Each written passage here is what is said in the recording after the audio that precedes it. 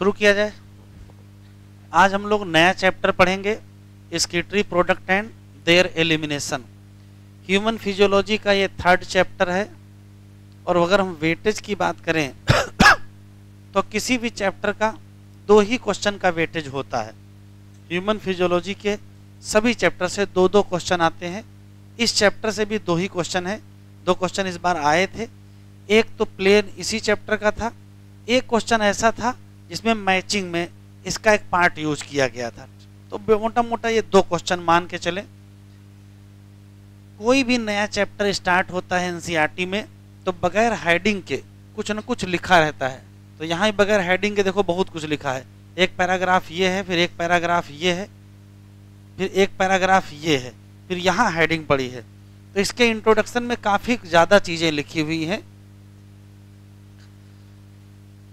तो चैप्टर डालें excretory product and there elimination और हेडिंग डालें इंट्रोडक्शन।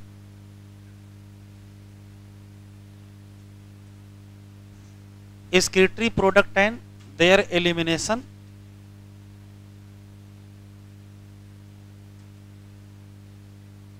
आगे सबसे पीछे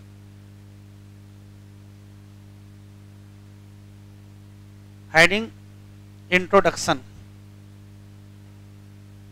शुरू करें। Chapter excretory product and there elimination.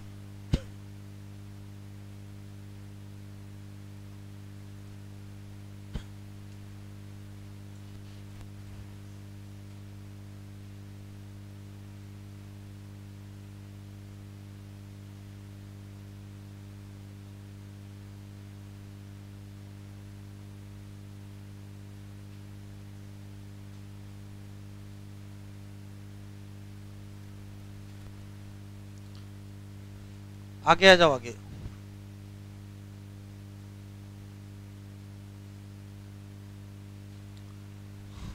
जैसा कि एनसीईआरटी के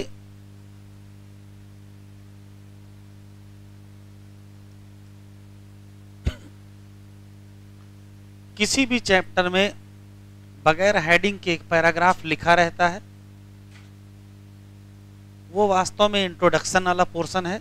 तो क्या इंट्रोडक्शन में लिखा वो देख लेंगे, अभी लिखेंगे नहीं। शुरू करें। कुछ लिखे, लिखा ये कि मान लेते हैं कि ये कोई एनिमल है।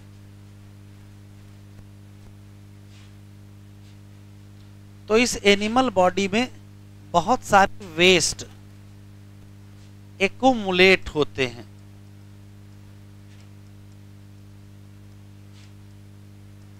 वेस्ट इकट्ठा होते हैं।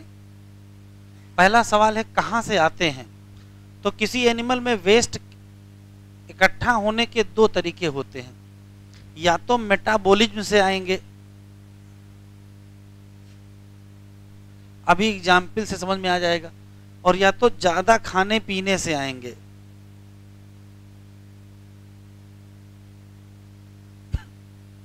एग्जाम्पल से समझ में आएगा। जैसे मान लेते हैं कि ग्लूकोज है और ग्लूकोज की मेटाबॉलिज्म करते हैं तो हमको एनर्जी मिलती है, इसमें कोई शक नहीं। ग्लूकोज का ब्रेकडाउन करते हैं एनर्जी बनाने के लिए, लेकिन जब ये काम होता तो इसी के साथ 2 चीजें और मिल जाती हैं। एक CO2 मिल जाता है और एक वाटर। तो ये मेटाबॉलिक रिएक्शन आप करा रहे थे किसके लिए? एनर्जी के लिए। लेकिन मिल गया क्या? CO2 और वाटर। ऐसा कोई भी चीज जो आप बनाना ना चाह रहे हो और बन जाए वो वेस्ट में आती है। तो ये दोनों किस में चले जाएंगे? वेस्ट में। तो मेटाबॉलिक एक्टिविटी से या ज्यादा खाने पीने से, जैसे मान लेते हैं कि आपने प्रोटीन ज्यादा खा ली। तो अगर प्रोटीन ज्यादा खा लोगे तो अमीनो एसिड भी क्या हो जाएंगे? ज्यादा हो जाएंगे। अब अमीनो एसिड के साथ समस्या ये है कि इसको हम कहीं स्टोर नहीं कर सकते हैं। तो फिर एक्सेस अमीनो एसिड वेस्ट में कन्वर्ट हो जाएंगे और जिसका नाम क्या होगा? अमोनिया। और उसके बाद इसी से फिर क्या बनेगा? यूरिया बनेगा। तो अगर एक्सेस अमीनो एसिड हैं तो फिर अमोनिया और यूरिया बन जाएगा, ये भी मेटाबॉलिज्म से बनेगा। तो घुमा फिरा करके बात यह है कि एनिमल में वेस्ट इकट्ठा होंगे या तो मेटाबॉलिक एक्टिविटी से या तो एक्सेस इंजेक्शन से। अच्छा, कौन कौन से वेस्ट इकट्ठा होंगे, तो कुछ नाम एनसीईआरटी में दिया है, जैसे अमोनिया, जैसे यूरिया, जैसे यूरिक एसिड, जैसे CO2, जैसे वाटर, और जैसे आयंस। अब आयंस में बहुत सारे आयंस लिखे हैं, जैसे सोडियम लिखा है, पोटेशियम लिखा है, क्लोराइड लिखा है, फॉस्फेट लिखा है और सल्फेट लिखा है। तो ध्यान से सुनेंगे, वाटर तो बहुत काम की चीज है, तो फिर वेस्ट में कैसे लिखी हुई है? तो ऐसी कोई भी चीज जो हमारे काम की हो, अगर वो एक्सेस हो जाएगी तो किस में काउंट हो जाएगी? वेस्ट में काउंट हो जाएगी। CO2 तो वेस्ट है ही। तो हम लोगों की बॉडी में वेस्ट एक्यूमुलेट होते हैं, या तो मेटाबॉलिक एक्टिविटी से, या तो एक्सेस इंजेक्शन से। जैसे बहुत सारे नाम मैंने यहाँ लिख दिए हैं। अब सवाल है इनका करोगे क्या? तो इन वेस्ट को रिमूव करना पड़ेगा। तो जब रिमूव करने की बात आएगी, तो या तो पूरी तरीके से रिमूव कर दोगे, क्या कहोगे, टोटली, और या तो क्या होगा, पार्शियली रिमूव करोगे। तो ओवरव्यू पहली 3 लाइनों में यही लिखा है कि किसी भी एनिमल की बॉडी में वेस्ट एक्यूमुलेट होते हैं 2 तरीके से, या तो मेटाबॉलिक एक्टिविटी से, या तो एक्सेस इंजेक्शन से। चाहे एक्टिविटी से आए, चाहे इंजेक्शन से आए, होगा क्या? तो स्थिति ये है कि ये या तो फिर मेटाबॉलिक एक्टिविटी कोई ना कोई हुई होगी, या तो एक्सेस इंजेक्शन हुआ होगा, जैसे ammonia, urea, uric acid, CO2, water, ion, sodium, potassium, chloride, phosphate, sulphate, कुछ भी होगा। अब करोगे क्या? तो या तो इनको टोटल रिमूव करोगे, या तो इनको पार्शियल। इतना लिखो।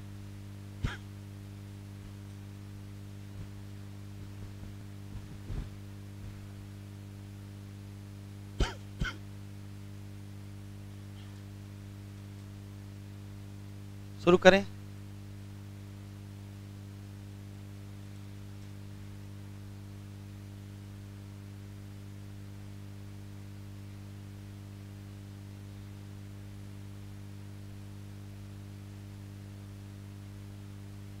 बढ़े बेटा, इधर देखें।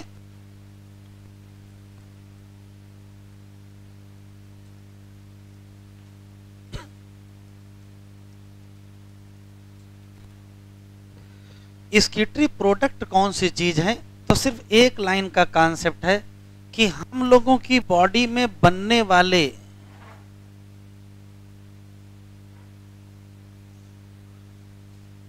जो मेटाबॉलिक वेस्ट होते हैं, उन्हीं मेटाबॉलिक वेस्ट को स्कीटरी प्रोडक्ट कहते हैं। क्योंकि हम लोगों की बॉडी में एक नॉन मेटाबॉलिक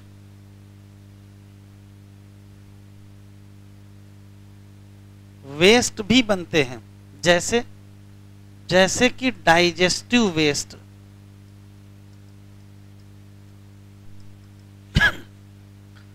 खाने के बाद, पचाने के बाद बहुत सारी चीजें अनडाइजेस्टेड रह जाती हैं।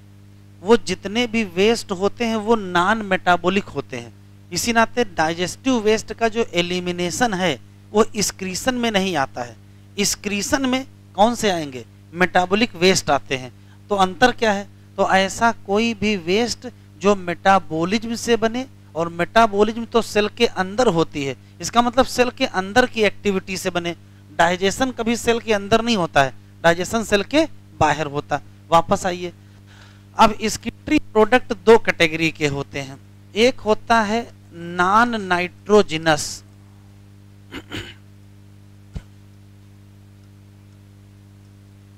वेस्ट, और एक होता है नाइट्रोजिनस वेस्ट।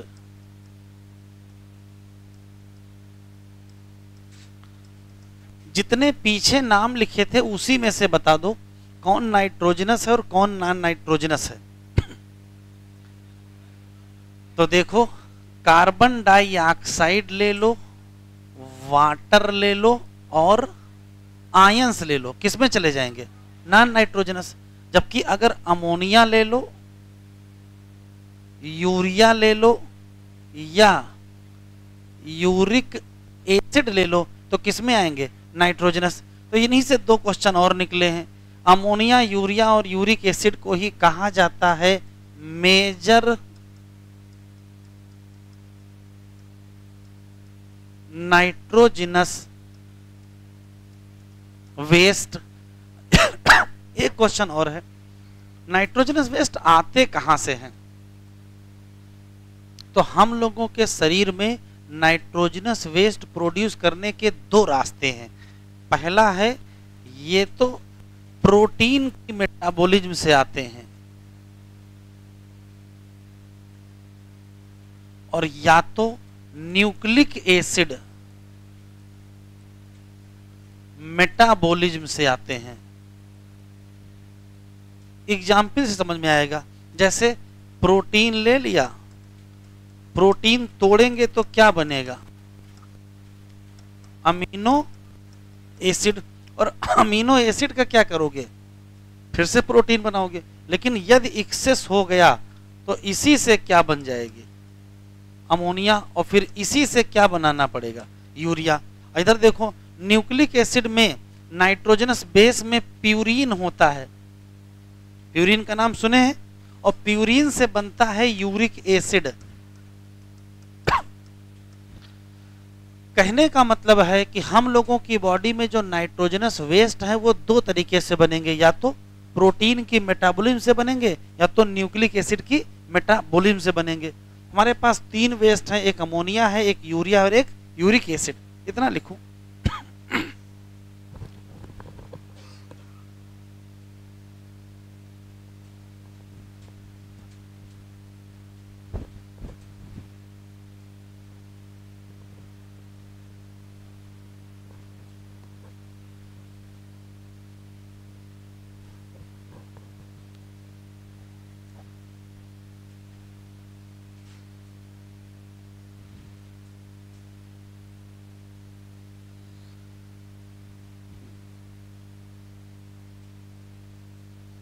बैठाओ भाई।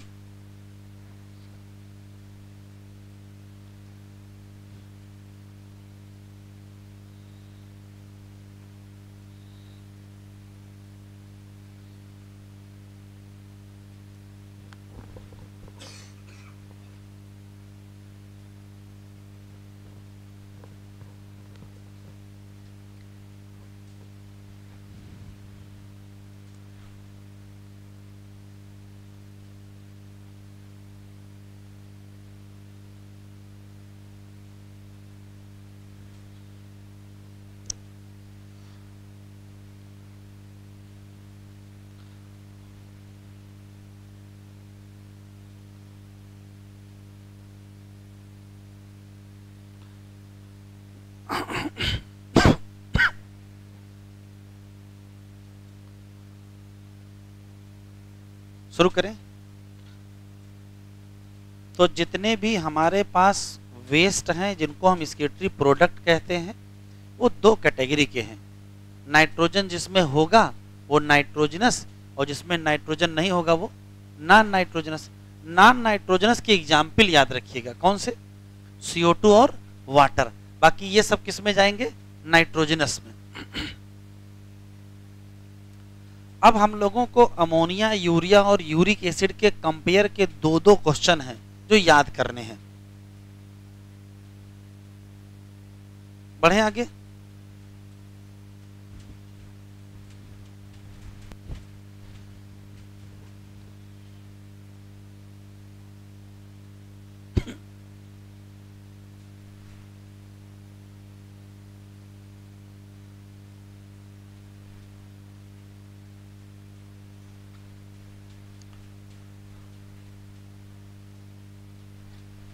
हो गया।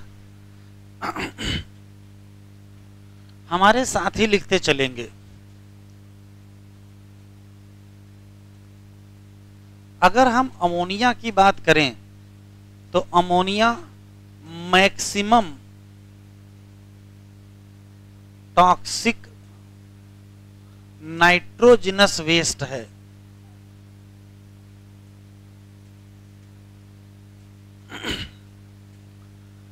मैक्सिमम टॉक्सिक नाइट्रोजनस वेस्ट, अगर कोई बहुत जहरीली चीज है तो उसका जहर कैसे घटाएंगे? तो उसको डाइल्यूट कर दीजिए, और डाइल्यूट करने के लिए क्या चाहिए, वाटर चाहिए। इसी नाते जिन जिन लोगों ने ये तय किया कि वो लोग अमोनिया को एलिमिनेट करेंगे एज ए वेस्ट, उनको वाटर की रिक्वायरमेंट ज़्यादा होगी, क्योंकि टॉक्सिसिटी क्या है, बहुत ज़्यादा है। इसी नाते दूसरा सवाल है, require more water for elimination. लेकिन जैसे ही हम यूरिया की बात करेंगे, थोड़ी सी कहानी बदल जाएगी। यूरिया की टॉक्सिसिटी अमोनिया से कम है, लिखते चलेंगे, लेस टॉक्सिक देन अमोनिया। तो बताओ वाटर का रिक्वायरमेंट उतना ही होगा कि कम, तो कुछ कम होगा। रिक्वायर लेस वाटर देन क्या, अमोनिया फॉर एलिमिनेशन। लेकिन जैसे ही हम यूरिक एसिड में जाएंगे, कहानी और बदल जाएगी। ये सबसे कम टॉक्सिक है, मतलब लीस्ट टॉक्सिक नाइट्रोजिनस वेस्ट यही है। और जब टॉक्सिसिटी कम है तो बताओ पानी खर्चा ज्यादा होगा कि कम, तो पानी खर्चा सबसे कम होगा। तो रिक्वायर मिनिमम वाटर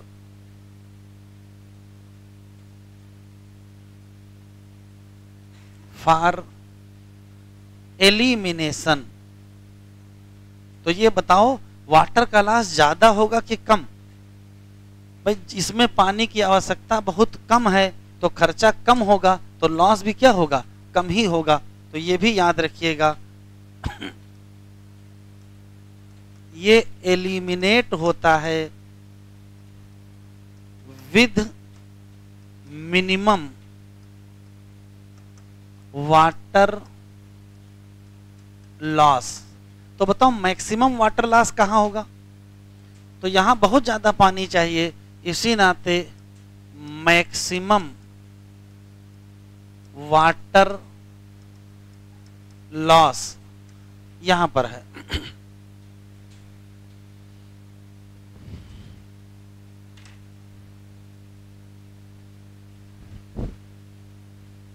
और हाइलाइटर निकालो, हाइलाइटर बंटवाएं, चलो ठीक है, अगली क्लास में बंटवाते हैं।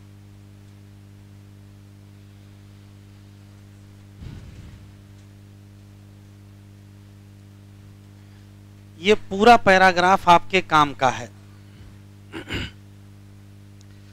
एनिमल्स एक्यूमुलेट करेंगे, हाईलाइट करिए, अमोनिया, यूरिया, यूरिक एसिड, और कौन सा, कार्बन डाइऑक्साइड, और क्या, वाटर, और आयन। आयन में सोडियम, पोटेशियम, क्लोराइड, फास्फेट और सल्फेट। आखिरी में ETC लिखा है। इसका मतलब और भी होंगे। कहां से आएंगे, तो या तो कहां से आएंगे, मेटाबॉलिक एक्टिविटी से, या कहां से आएंगे, एक्सेस इंजेक्शन से। इन सब्सटेंसेस जो यहाँ ऊपर लिखे हैं इनको रिमूव करो, या तो कैसे, टोटली, और या तो कैसे, पार्शियल। ऐसा कोई वेस्ट जो हमारे काम का है उसको हम टोटली नहीं रिमूव करेंगे, अगर काम का नहीं है तो टोटली रिमूव कर देंगे। फिर देखिए इन दिस चैप्टर क्या पढ़ेंगे, इससे क्या मतलब है। यहां से शुरू होता है, अमोनिया हो, यूरिया हो और यूरिक एसिड, ये क्या है, तो ये major form of nitrogenous waste excreted by animal. इसका मतलब है कि दुनिया में और भी नाइट्रोजनस वेस्ट हैं, लेकिन हैं उनके नाम नहीं लिखे तो न याद रखिए। जैसे एलानाइन एक होता है, पास होता है लेकिन नहीं लिखा है। जैसे बहुत सारे और भी होते हैं, ग्लूटामिक एसिड भी निकलता है, वो भी यहाँ नहीं लिखा है, तो जो नहीं लिखा उसको छोड़ दीजिए। अमोनिया क्या है, तो ये देखो लिखा है मोस्ट टॉक्सिक फॉर्म, और इसको क्या चाहिए, लार्ज अमाउंट ऑफ वाटर, काहे के लिए? एलिमिनेशन। इसी तरीके से यूरिक एसिड क्या है? Least toxic, remove with minimum water loss. तो अगर ऑर्डर ऑफ टॉक्सिसिटी पूछे तो ऑर्डर ऑफ टॉक्सिसिटी क्या बताओगे? ऑर्डर ऑफ टॉक्सिसिटी होगी, लिख लीजिए,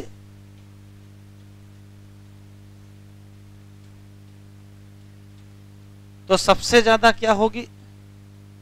अमोनिया, फिर यूरिया और फिर यूरिक एसिड। अमोनिया, फिर यूरिया, फिर यूरिक एसिड। अब हमको 2, 3, 4 क्वेश्चन अमोनिया के बारे में पढ़ना है, 2 ही 3, 4 यूरिया के बारे में पढ़ना है और कुछ हमको यूरिक एसिड के बारे में पढ़ना है।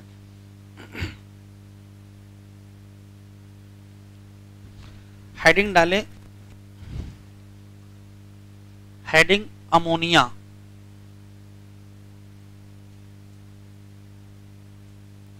और अमोनिया से जुड़े जितने क्वेश्चन हैं वो एक साथ लिख रहे हैं, पहले आप लिख डालिए, फिर एक्सप्लेन करते हैं।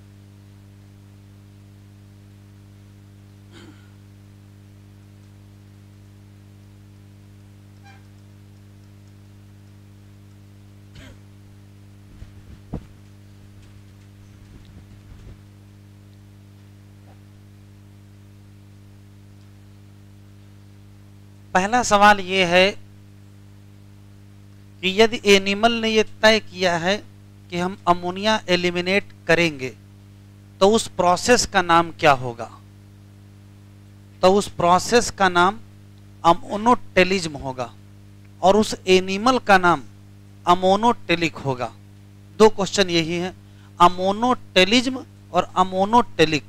तो टेलिज्म है प्रोसेस और टेलिक है एनिमल।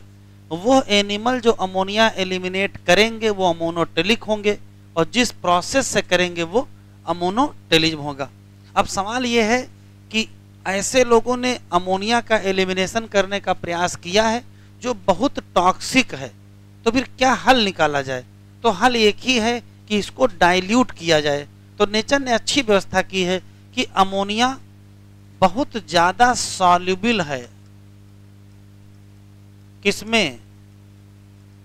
वाटर में। तो देखो होगा क्या, ये है अमोनिया और अगर ये वाटर में सॉल्युबल होगी तो जल्दी ही ये कन्वर्ट हो जाती है अमोनियम आयन में। तो जितने लोग अमोनोटेलिक होते हैं ये ज्यादातर एक्वेटिक एनिमल होते हैं, पानी कोई कमी नहीं होती है। पीछे पढ़ के आए हैं कि अमोनिया एलिमिनेट करने में वाटर बहुत लगता है, तो ये लोग कहते हैं हम तो पानी में ही रहते हैं, चाहे जितना लगे कोई कमी तो है नहीं। तो इनकी बॉडी की जिस भी अमोनिया होगी वो वाटर में डिजॉल्व होके क्या बन जाएगी? अमोनियम आयन बन जाएगी। इसी नाते अमोनिया का जब एक्सक्रीशन की बात आएगी तो अमोनिया किस फॉर्म में एलिमिनेट होगा? अमोनियम आयन के फॉर्म में एलिमिनेट होगा। अब कैसे होगा वो देखिए। तो मान लेते हैं कि ये पर्टिकुलर एनिमल है जिसने तय किया कि हम अमोनिया एलिमिनेट करेंगे, तो ये सिंपल डिफ्यूजन से ही बाहर निकल जाएगी। लेकिन हो सकता है ये फिश हो, तो अगर फिश होगी तो यहाँ क्या पाया जाएगा? गिल पाए जाएंगे, तो गिल सरफेस से सीधे एलिमिनेट हो जाएगी। तो अमोनिया के एलिमिनेशन में 2 अच्छे सवाल हैं, किस फॉर्म में एलिमिनेट होगा? तो अमोनियम आयन के फॉर्म में एलिमिनेट होगा। और किस प्रोसेस से एलिमिनेट होगा? Simple diffusion. कहाँ करोगे? या तो बॉडी सरफेस या तो कहाँ करोगे? गिल मेम्ब्रेन। बस गिल मेम्ब्रेन में अगर करना है तो कौन होगा? फिश। तो खास बात यह है कि चाहे बॉडी सरफेस का इस्तेमाल कर लो चाहे गिल मेम्ब्रेन का इस्तेमाल कर लो, किडनी का तो इस्तेमाल नहीं कर रहे हैं। तो ये सवाल पूछा जा चुका है, कौन सा एक्सक्रीटरी वेस्ट है जिसके एलिमिनेशन में किडनी का कोई रोल नहीं है? तो किडनी का तो नाम ही नहीं आया। या तो बॉडी सरफेस से एलिमिनेट कर देंगे और या तो गिल की मेम्ब्रेन से एलिमिनेट कर देंगे, तो क्या किडनी का कोई रोल होगा? नहीं होगा। तो कौन सा वेस्ट है जिसके एलिमिनेशन में किडनी का कोई रोल नहीं है? तो आंसर क्या देंगे? वो आंसर अमोनिया। अब सवाल है कौन कौन लोग इतने बहादुर हैं जो इतनी जहरीली, इतनी टॉक्सिक अमोनिया को एलिमिनेट करने का प्रयास करते हैं? तो ये वही लोग होंगे जिनके पास पानी कमी नहीं होगी। तो कौन लोग होंगे? देखो, बोनी फिश पानी में रहेंगे, इनके पास पानी कमी नहीं है। एक्वेटिक एम्फीबिया ये भी पानी में रहेंगे, पानी की कमी नहीं है। या एक्वेटिक इंसेक्ट, ये भी पानी में रहेंगे। तो ज़्यादातर एक्वेटिक एनिमल, जैसे एनसीईआरटी में तो 3 एग्जाम्पल दिए हैं, मान लेते हैं एग्जामिनर कोई चौथा एग्जाम्पल बना दे, तो सिर्फ इतना सोचिएगा कि अगर वो एनिमल एक्वेटिक है तो ज़्यादातर कंडीशन में वो क्या एलिमिनेट करेगा, अमोनिया ही एलिमिनेट करेगा। तो अमोनोटेलिक एनिमल के एग्जाम्पल तो कहोगे ढेर सारी बोनी फिशेज हैं, एक्वेटिक एम्फीबिया है, एक्वेटिक इंसेक्ट। एक्वेटिक एम्फीबिया की जगह हो सकता है ये मिल जाए, क्या मिल जाए, टैडपोल लार्वा। तो केवल 5-6 क्वेश्चन है। क्या ऐसी कोई भी प्रोसेस जो अमोनिया एलिमिनेट करेगी उसका नाम अमोनोटेलिज्म, और जो लोग करेंगे वो अमोनोटेलिक। वो बहादुर लोग कौन होंगे, जो पानी में रहते होंगे। जैसे कौन कौन से, मेनी बोनी फिशेज मिलेंगी, और एक्वेटिक एम्फीबिया मिलेगा, और एक्वेटिक इंसेक्ट मिलेंगे। इन लोगों की खास बात यह है कि ये अमोनिया को एलिमिनेट करेंगे किस फॉर्म में, अमोनियम आयन के फॉर्म में। प्रोसेस कौन सी होगी, सिंपल डिफ्यूजन। कहाँ करेंगे, 2 जगह, या तो करेंगे बॉडी सरफेस पर या तो करेंगे गिल मेम्ब्रेन पर। किसका रोल नहीं है, तो आंसर क्या देंगे, किडनी का रोल नहीं है। ये बढ़ा लीजिए तो आगे बढ़ते हैं। हाँ, मोलस्का में, मोलस्का के नाम से क्वेश्चन नहीं मिलेगा। मोलस्का में 2 लोग हैं, जैसे एक होता है लैंड स्नेल और एक होता है एपल स्नेल। तो जो एपल स्नेल जो पाइला है उसका स्केटरी प्रोडक्ट यही है। जो एपल स्नेल पाइला है उसका स्केटरी प्रोडक्ट अमोनिया है, लेकिन जो लैंड स्नेल है उसका स्केटरी प्रोडक्ट क्या है, तो उसका स्केटरी प्रोडक्ट यूरिक एसिड है। तो अभी आगे हम वही लिखा देंगे। आगे बढ़ें, अब हमारे साथ पढ़ते लिखते चलिए, है ना। अमोनिया से जुड़े इतने क्वेश्चन थे, आपने लिख लिया है। ये लाइन जरा बढ़ा लीजिए। अमोनिया बहुत ज्यादा वाटर सॉल्युबल है, तो जैसे वाटर में डिजॉल्व होगी क्या बन जाएगी। तो जैसे मान लेते हैं कि किसी तालाब में बहुत सारी फिश हैं और उनका स्केटरी प्रोडक्ट क्या है, अमोनिया। उस तालाब के किनारे जाओगे तो क्या अमोनिया की गंध आपको मिलेगी। अमोनिया तो बहुत बदबूदार गैस होती है, कभी तालाब के किनारे अमोनिया गैस मिली नहीं मिलेगी। क्यों, क्योंकि अमोनिया क्या बन जाएगी, अमोनियम आयन। तो अमोनिया कभी भी अमोनिया गैस के फॉर्म में रिलीज नहीं होती है। किस फॉर्म में रिलीज होगी, अमोनियम आयन। और किस प्रोसेस से, सिंपल डिफ्यूजन। कहाँ करोगे, बॉडी सरफेस, या कहाँ करोगे, गिल सरफेस। चलिए यूरिया के क्वेश्चन देख लेते हैं, सुनते चलेंगे लिखते चलेंगे। पहला सवाल यह है कि वो प्रोसेस जिससे यूरिया एलिमिनेट करोगे उस प्रोसेस का नाम क्या रखोगे। तो आंसर देंगे क्या, यूरियोटेलिज्म। ये क्या है, ये वो प्रोसेस है ऑफ एलिमिनेशन ऑफ क्या, यूरिया। और जो लोग यूरिया को एलिमिनेट करेंगे उनको क्या कहोगे, यूरियोटेलिक एनिमल। ये कौन से एनिमल हैं, तो ये वो हैं दैट एलिमिनेट क्या, यूरिया। अब एग्जाम्पल आप बता दो कौन कौन लोग हैं। तो इसमें 3 नाम एनसीईआरटी में लिखे हैं, वही याद रखोगे। इसमें लिखा है मैमल, इसमें लिखा है टेरेस्ट्रियल,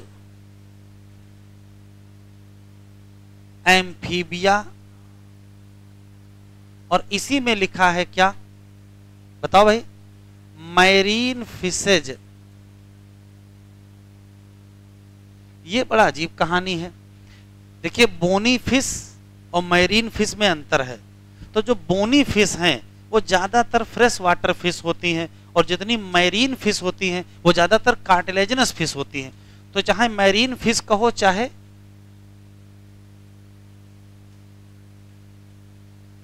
कार्टिलेजिनस फिश कहो, जहां तक लिखो फिर आगे बढ़ते हैं। तो 2 क्वेश्चन, यूरियोटेलिज्म क्या है, ये तो प्रोसेस हो गई। यूरियोटेलिक क्या हो गई, वो एनिमल हो गए। एग्जाम्पल आपको याद रखना है, मैमल। तो मैमल ना मिले तो आप क्या लगा दोगे, मैमल ना मिले तो आप ह्यूमन लगा दोगे। और टेरेस्ट्रियल एम्फीबिया ना मिले तो क्या लगा दोगे, फ्रैग लगा दोगे। बाकी मैरीन फिशेज तो हैं ही, स्पेशली कौन सी, कार्टिलेजिनस फिशेज। अब दो स्पेशल सवाल यहां हैं कि जितने भी यूरियोटेलिक एनिमल हैं इन सब में यूरिया आई कहां से। तो अभी पीछे बताए हैं कि होती है मेटाबॉलिज्म, और मेटाबॉलिज्म से बनती है अमोनिया। क्या बनती है, अमोनिया, और इसी को कन्वर्ट कर देते हैं किसमें, यूरिया। कहां कन्वर्ट करते हो, लिवर पर कन्वर्ट करते हैं। फिर कहां रिलीज कर दोगे, फिर इसको रिलीज कर देंगे किसमें, ब्लड में। और फिर ब्लड कहां जाएगा, किडनी। और किडनी क्या करेगी, यूरिया को एलिमिनेट। तो ये एक बार नीट में आ चुका है। मेटाबॉलिज्म से बनेगी क्या, अमोनिया, कन्वर्ट हो जाएगी किसमें, यूरिया। कहां पर, लिवर। कहां रिलीज होगा, ब्लड में। कहां पहुंचेंगे, किडनी। और किडनी यूरिया को क्या करेगी, एलिमिनेट।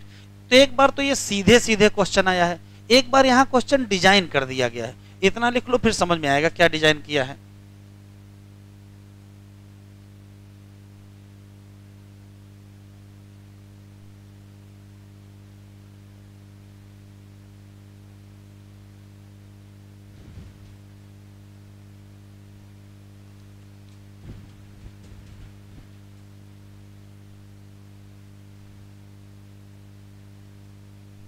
तो यहां तक क्लियर।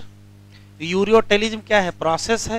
यूरियोटेलिक क्या है, वो एनिमल है, मैमल है, टेरेस्ट्रियल एम्फीबिया और मैरीन फिशेज। एक्वेटिक एम्फीबिया का क्या है, एक्वेटिक एम्फीबिया का एक्सक्रीटरी प्रोडक्ट अमोनिया है, और टेरेस्ट्रियल एम्फीबिया का, टेरेस्ट्रियल एम्फीबिया क्या क्या है, यूरिया है। ये लाइन लिख लिया। अब देखो शुरू करें।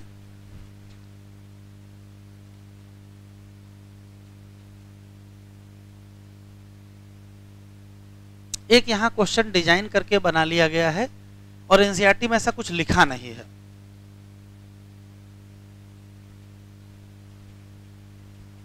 बढ़े, अभी लिखना नहीं। देखो जरा, जैसे मान लेते हैं कि ये सेल है, तो सेल के अंदर क्या होगी, मेटाबॉलिज्म, और मेटाबॉलिज्म से क्या बनेगी, अमोनिया। तो हमारी बॉडी में बहुत सारी सेल है, सब जगह अमोनिया बनेगी। फिर ये अमोनिया ब्लड के द्वारा, ये अमोनिया ब्लड के द्वारा कहां पहुंचेगी, तो ये लिवर को पहुंचेगी। ये लिवर है, लिवर से क्या निकलेगी, तो लिवर से निकलेगी यूरिया, और ये यूरिया फिर ब्लड के द्वारा धीरे धीरे कहां जाएगी, तो ये हार्ट जाएगा ब्लड, और हार्ट के बाद वहां से फिर ब्लड धीरे धीरे अंततः ये किडनी पहुंचेगा। ये किडनी ब्लड आया और ये किडनी से ब्लड निकल गया। तो किडनी क्या करेगी, तो किडनी ब्लड को फिल्टर करेगी और यूरिया को कहां भेज देगी, यूरिन में। तो एक तो काम ये होगा कि ब्लड को क्या करेंगे, फिल्टर करेंगे और यूरिया पास कर देंगे यूरिन में। अब यहां क्वेश्चन देखो क्या पूछा गया है, जरा बताओ, जो लिवर को ब्लड लेके आएगा वो कौन सी आर्टरी होगी, तो उसका नाम होगा हिपैटिक आर्टरी, और जो लिवर से ब्लड लेके जाएगी उसका नाम क्या होगा, हिपैटिक वेन।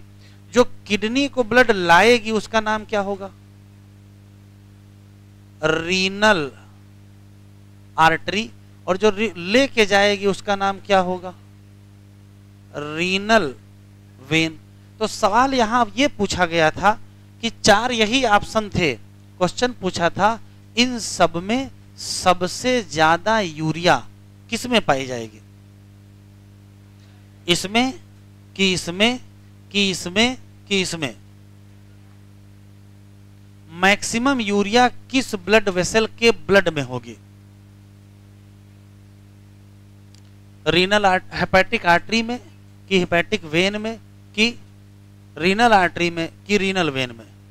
तो देखो यहां तो होना नहीं है, क्योंकि यहां क्या आ रही है, अमोनिया ज्यादा आ रही है, यहां से बन के निकली है, तो या तो इसमें यूरिया ज्यादा होगी और या तो फिर इसमें यूरिया ज्यादा होगी। लेकिन अभी ताजी ताजी बन के निकली है, तो सबसे ज्यादा किसमें होगी, हेपेटिक वेन। तो बताओ सबसे कम किसमें होगी? तो भाई देखिए यहां से यूरिया कहां चली गई है, यूरिन में चली गई है, तो किडनी से जो ब्लड निकलेगा उसमें यूरिया सबसे कम होगी। तो दो यहां सवाल मिल गए, मैक्सिमम यूरिया, तो आंसर क्या देंगे, हिपैटिक, अभी लिखो नहीं, लिखने का टाइम देंगे, वेन। और मिनिमम यूरिया, मैक्सिमम वाला तो नीट में आ चुका है, अगर मिनिमम यूरिया पूछेगा तो क्या बताओगे, तो आंसर देंगे रीनल वेन। अच्छा एक और क्वेश्चन है, जब किडनी के अंदर यूरिया फिल्टर हो रही थी तो क्या सारी यूरिया यूरिन में चली जाएगी, यस या नो? नहीं जाएगी। क्यों? किडनी क्या करती है, रिटेन कर लेती है स्मॉल अमाउंट ऑफ यूरिया। इसी चैप्टर में कहीं लिखा है, तो इसी चैप्टर में जब हम लोग पढ़ेंगे काउंटर करंट मैकेनिज्म, तब आप देखोगे कि किडनी के मैट्रिक्स में यूरिया क्या रहती है, रिटेन रहती है। तो retain small amount of urea in कहां, किडनी मैट्रिक्स। यहां रटेंगे वहां समझेंगे क्यों रिटेन किया गया है। तो यूरिया एक सोल्यूट है, जहां रहेगा वहां कंसंट्रेशन रहेगी। तो अभी आगे पढ़ेंगे किडनी के मैट्रिक्स या मेडुला की जो ऑस्मोलैलिटी है उसको बनाना है, मैट्रिक्स टू मेंटेन, ये भी रटेंगे, desired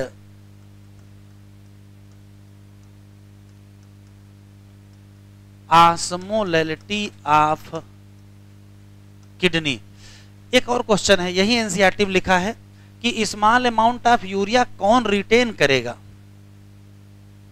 small amount of urea कौन एनिमल रिटेन करेगा। तो एनसीईआरटी में लिखा है सम, एनसीईआरटी में लिखा है सम एनिमल रिटेन करेंगे, लेकिन सम के आगे नहीं बताया है। तो सम कौन से होंगे, तो यहां देखो भैया जो लोग बनाएंगे वही तो रिटेन करेंगे। कौन कौन लोग बना रहे हैं, तो मैमल में ह्यूमन है, टेरेस्ट्रियल एम्फीबिया में फ्रॉग है, बाकी मैरीन फिशेज है। तो इसमें से कौन है जो रिटेन करेगा, इसमें से हम ही लोग हैं, हम ही लोग अपनी किडनी में क्या करते हैं, यूरिया को रिटेन करते हैं। तो अगर आपसे पूछेगा कि ये सम मैमल कौन से हैं या सम एनिमल कौन से हैं, तो स्पेशली किसका नाम लोगे, ह्यूमन का। अगर ह्यूमन ना मिले तो फिर किसका ले सकते हो, मैरीन फिश का भी ले सकते हो। ठीक है, वापस आते हैं। सेल की मेटाबॉलिज्म से बनी अमोनिया हेपेटिक आर्टरी से गई लिवर, हेपेटिक वेन में यूरिया, ब्लड में है, हार्ट गया, हार्ट से फिर रीनल आर्टरी से किडनी आए, रीनल से चले गए। किडनी ने क्या किया, फिल्टर करके यूरिन बना के भेज दिया, लेकिन किडनी ने रिटेन कर लिया स्मॉल अमाउंट ऑफ यूरिया। क्यों, तो डिजायर क्या करना है, ऑस्मोलैलिटी। ये डिजायर ऑस्मोलैलिटी पर अभी दिमाग पे जोर न डालिए, ये अभी हम आगे पढ़ाएंगे आपको। वापस आ जाइए, सबसे ज्यादा यूरिया किसमें है, हेपेटिक वेन, और सबसे कम किसमें है, रीनल वेन। लिखो,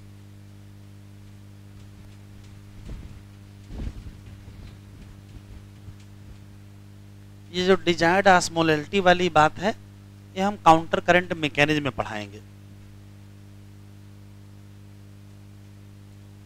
चलिए अगली हेडिंग डालें, यूरिक एसिड। बढ़े बेटा, अतुल हो गया, सबने लिख लिया है।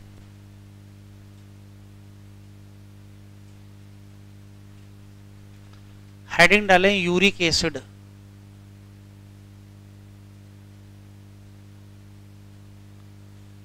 लिखते चलेंगे। पहला सवाल है यूरिकोटेलिज्म। यूरिकोटेलिज्म क्या है बेटा, ये तो ये है process of excretion of uric acid. दूसरा शब्द है यूरिकोटेलिक एनिमल। ये क्या है? तो ये वो एनिमल है दैट एक्सक्रीट यूरिक एसिड। अब सवाल है कि एग्जाम्पल बता दो बस। तो ऐसे याद रखेंगे, Reserve Bank of India RBI, R से क्या है रेप्टाइल, बी से क्या है बर्ड और आई से क्या है इंसेक्ट। एक और एग्जाम्पल यहां है लैंड स्नेल। याद रखिए, जल्दी में ना रहिएगा, लैंड स्नेल अलग है और एप्पल स्नेल अलग है। लैंड स्नेल का जूलॉजिकल नाम बता दीजिए बस। पाइला नहीं है, पाइला होता तो ना पूछ रहे होते। तो लैंड स्नेल का जूलॉजिकल नाम हेलिक्स है। तो ये बगल में नोट में लिखेंगे। एक होता है लैंड स्नेल, एक होता है एप्पल स्नेल। लैंड स्नेल कौन है हेलिक्स और एप्पल स्नेल कौन है पाइला। और दोनों के स्केटरी प्रोडक्ट में अंतर है। अभी लैंड स्नेल ही रहे, यहां क्या निकलेगा, यहां यूरिक एसिड होगा और यहां अमोनिया होगा। वापस आ जाइए,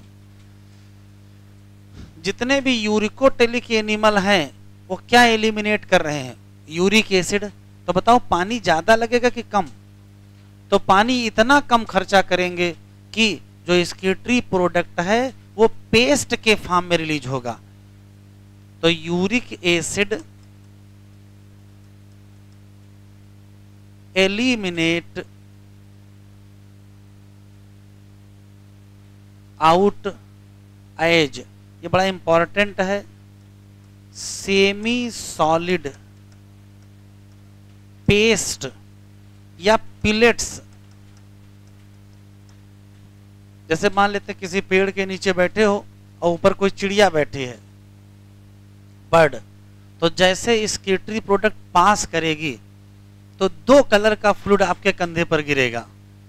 दो कलर होगा, एक व्हाइट होगा एक ब्राउन होगा। तो जो व्हाइट होगा वो वास्तव में क्या है, वो यूरिक एसिड है, और जो ब्राउन है वो रियल में उसका फीकल मैटर है। तो ये सेमी सॉलिड पेस्ट होता है किस कलर का,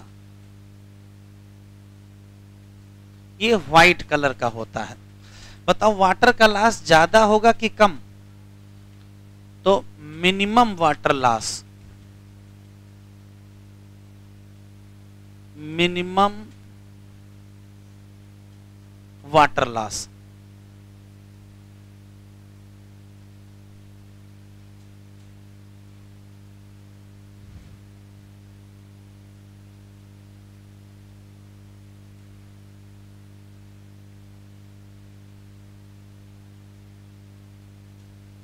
अब यहां जरा दो तीन स्पेशल सवाल हैं यूरिक एसिड, यूरिया और अमोनिया के। ये लिख लिया हो तो आगे बढ़ें।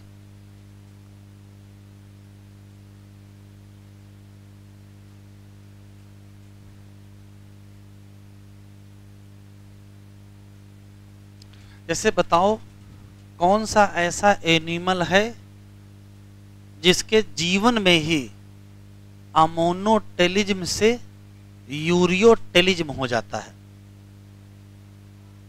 तो वो फ्रॉग है। जब फ्रॉग टैडपोल था तो अमोनोटेलिज्म था, और जब वो एडल्ट हुआ तो यूरियोटेलिज्म। तो अमोनोटेलिज्म से यूरियोटेलिज्म का कन्वर्जन कहां देखने को मिला? तो आंसर देंगे फ्रॉग में। ये लिख लिया है।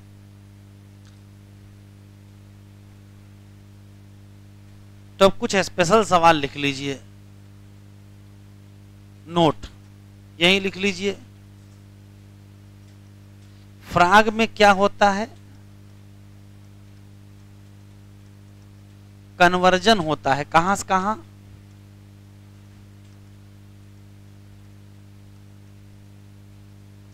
Ammonotelism to ureotelism.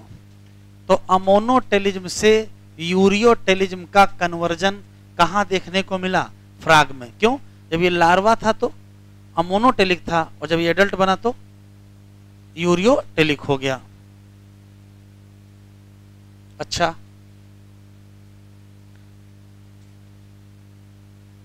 ये बताओ, हम लोगों की यूरिन में यूरिक एसिड होता है कि नहीं? हाँ या ना? ना तो बातें खत्म, फिर आगे पढ़ने नहीं है। अगर है तो क्वेश्चन है। तो हम लोगों की यूरिन में यूरिक एसिड होता है, पहला सवाल। अब सवाल यह है कि जब हम लोगों की यूरिन में यूरिक एसिड है तो फिर हमारा नाम यूरियोटेलिज्म में क्यों है? यूरिकोटेलिज्म में होना चाहिए, नहीं होना चाहिए। शुरू करें? ये लिख लिया बेटा? तो देखो काम की बात, ये कुछ अच्छे सवाल हैं। इधर देखो, अगर हम ह्यूमन यूरिन की बात करें तो ह्यूमन यूरिन में क्या मिलेगा? तो वाटर तो होगा ही, लेकिन उसके साथ देखो क्या मिलेगा। उसके साथ मिलेगा यूरिया, उसी में होगा क्रिएटिनाइन, और इसी में होगा क्या? Uric acid. सवाल यह है कि जब इतनी चीजें हैं, अच्छा अमोनिया नहीं होगी? आइए, अगर वाटर है तो इसी में क्या पड़ा होगा? Ammonium ion. नहीं, अमोनिया का है, NH4 होगा, NH4 प्लस। तो अब बड़ी समस्या हो गई। हमारे यूरिन में अमोनियम आयन भी है, हमारे में यूरिया भी है, हमारे में यूरिक एसिड है, तो नाम क्या रख दिया जाए? तो अमोनो यूरियो यूरिकोटेलिक ऐसा नाम बनाया जाए? तो ऐसा तो बनेगा नहीं। तो नाम तो एक ही है, क्या? यूरियोटेलिक। क्यों? तो जब कभी किसी एनिमल में कई वेस्ट निकलते हैं तो जो मेजर होता है उस आधार पे नाम रखते हैं। तो मेजर क्या है? यूरिया। एक क्वेश्चन, ये दो चीजें यहां लिखी हैं, यूरिया और क्रिएटिनिन, ये आई कहां से? तो ये आती हैं फ्रॉम प्रोटीन मेटाबॉलिज्म।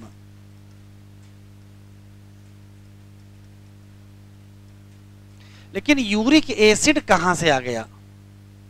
तो हम लोगों के यूरिन में जो यूरिक एसिड है ये आता है फ्रॉम प्यूरिन मेटाबॉलिज्म। याद आया थोड़ा बहुत?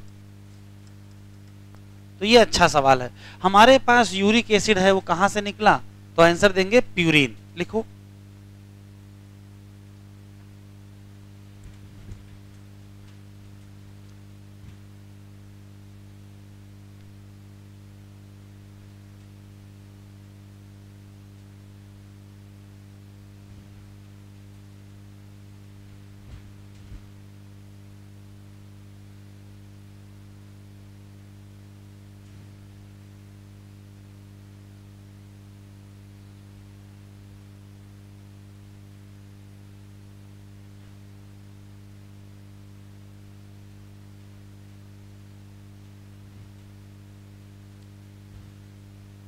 एक और अच्छा सवाल है, देखें।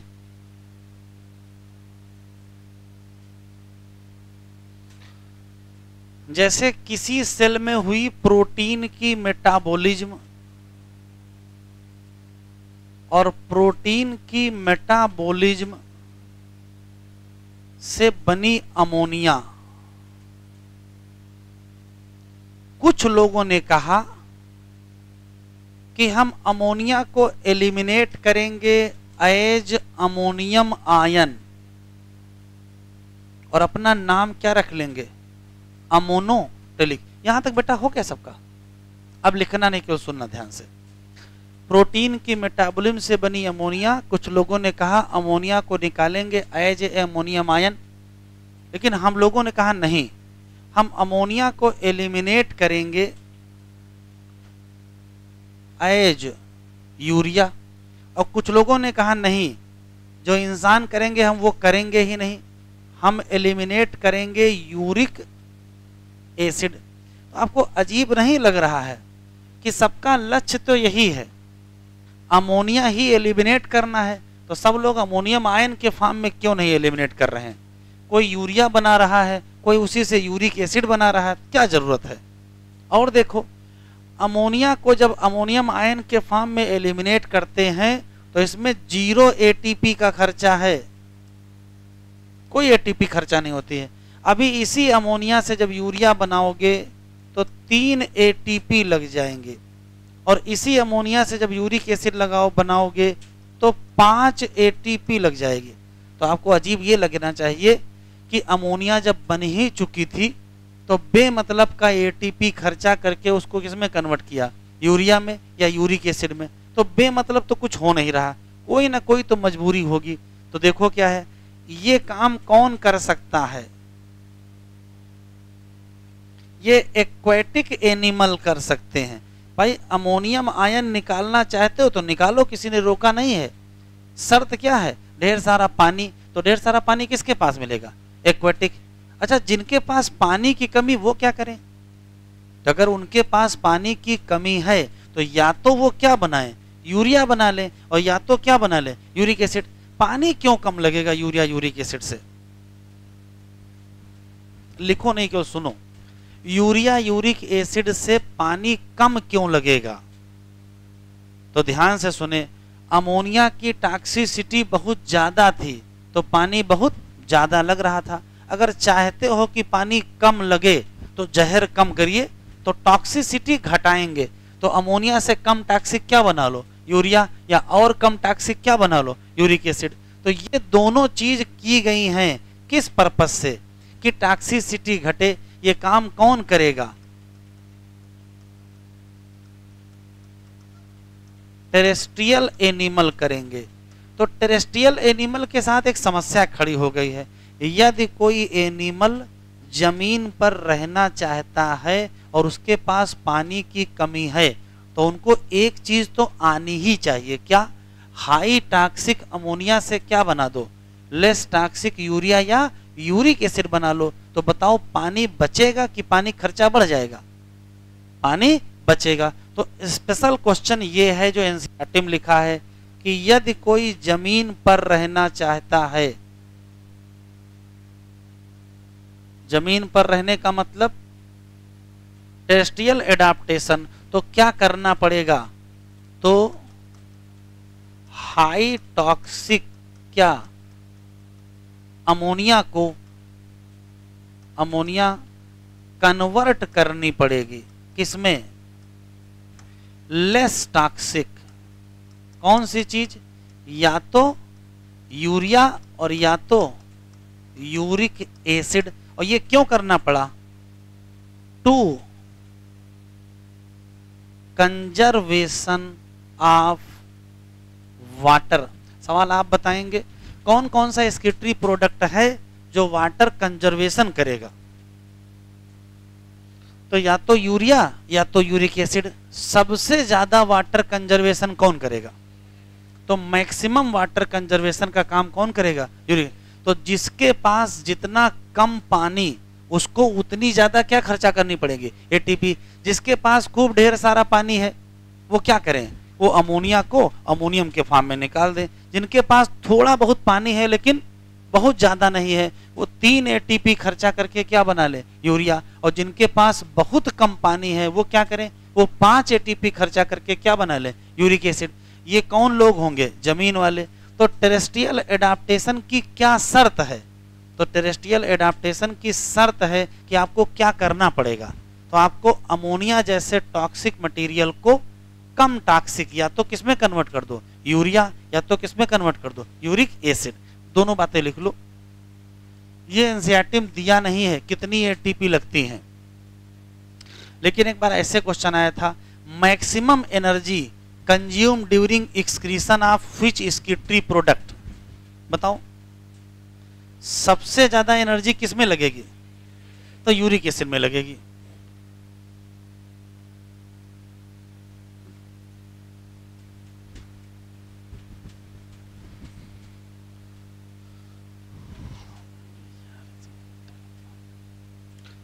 The process of excreting ammonia is ammonotelism.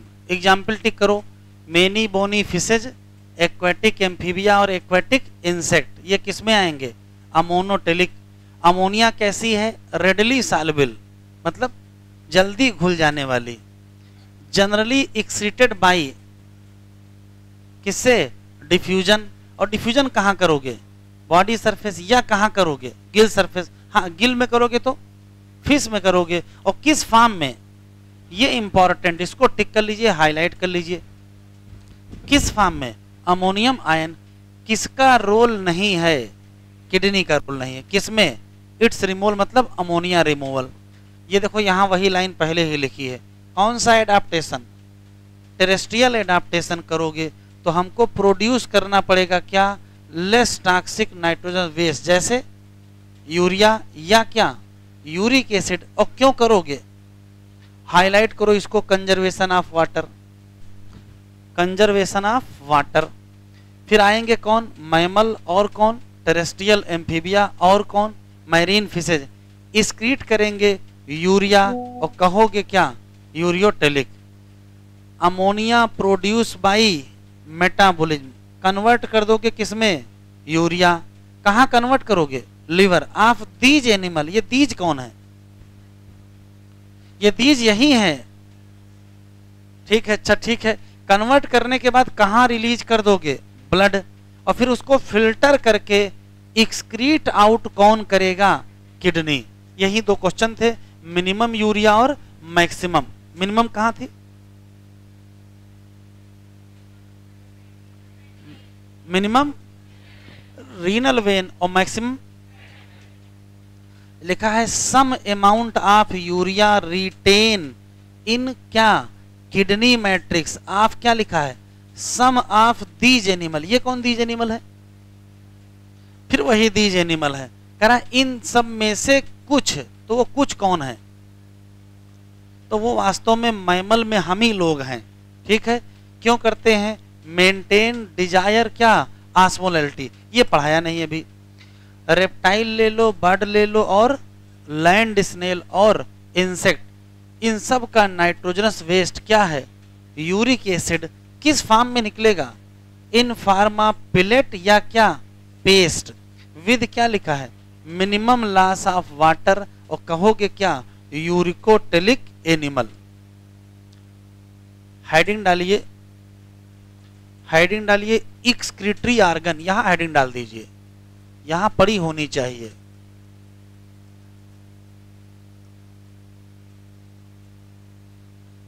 Excretory organ.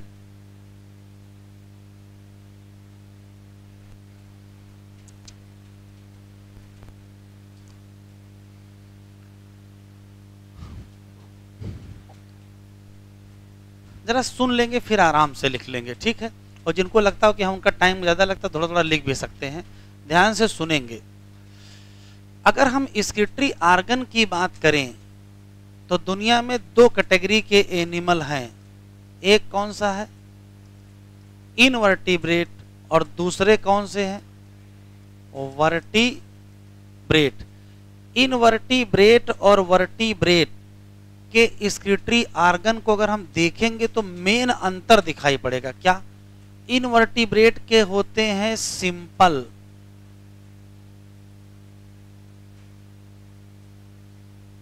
Tubular form, जबकि इनके होते हैं कॉम्प्लेक्स ट्यूब्यूलर फॉर्म। जैसे कि यहां मेन है क्या? नेफ्रॉन, जो कहां पाया जाएगा? किडनी। लिखो इतना।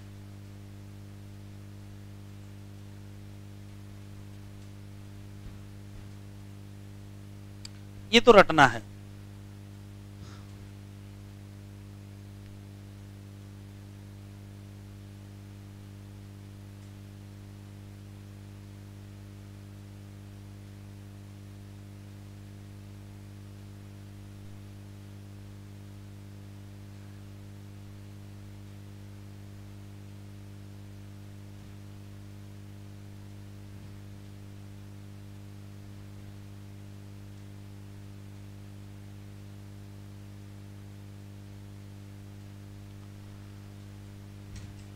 अब हम लोगों को पहले इनवर्टिब्रेट कौन कौन से हैं, उनके कौन से स्केटरी आर्गन हैं, और फिर वर्टिब्रेट के स्केटरी आर्गन कौन से वो देखना है। तो इस कड़ी में सबसे पहला नाम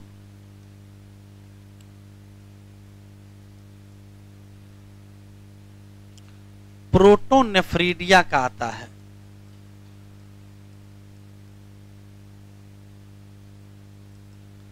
प्रोटोनेफ्रीडिया कहो या इसी को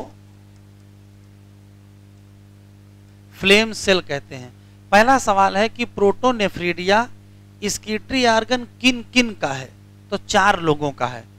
पहला कौन है? प्लेटीहेल्मिन्थ। अगर ये ना मिले तो फ्लैट वर्म, ये भी ना मिले तो लिखते चलेंगे प्लानेरिया। ये एग्जामिनर बहुत बार पूछ चुका है। अब इसके बाद पूछता है इसके अलावा बताओ किन किन लोगों में मिलेगा। तो कुछ एनलिड हैं, सम एनलिड्स में मिलेगा, रोटीफर्स में मिलेगा, और सिफेलो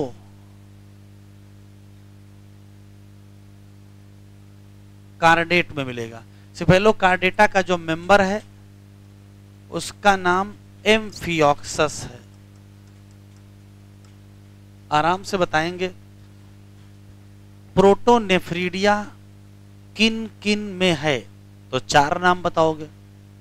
4 नाम के बाद ही तो सवाल है, आराम से बताएं कौन सा कार्डेट है जिसमें प्रोटोनेफ्रीडिया है, तो कहोगे सिफेलो कार्डेट।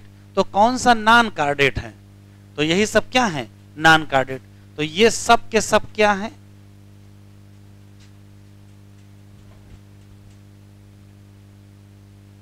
नॉन कार्डेट है, और जबकि ये क्या है, कार्डेट है।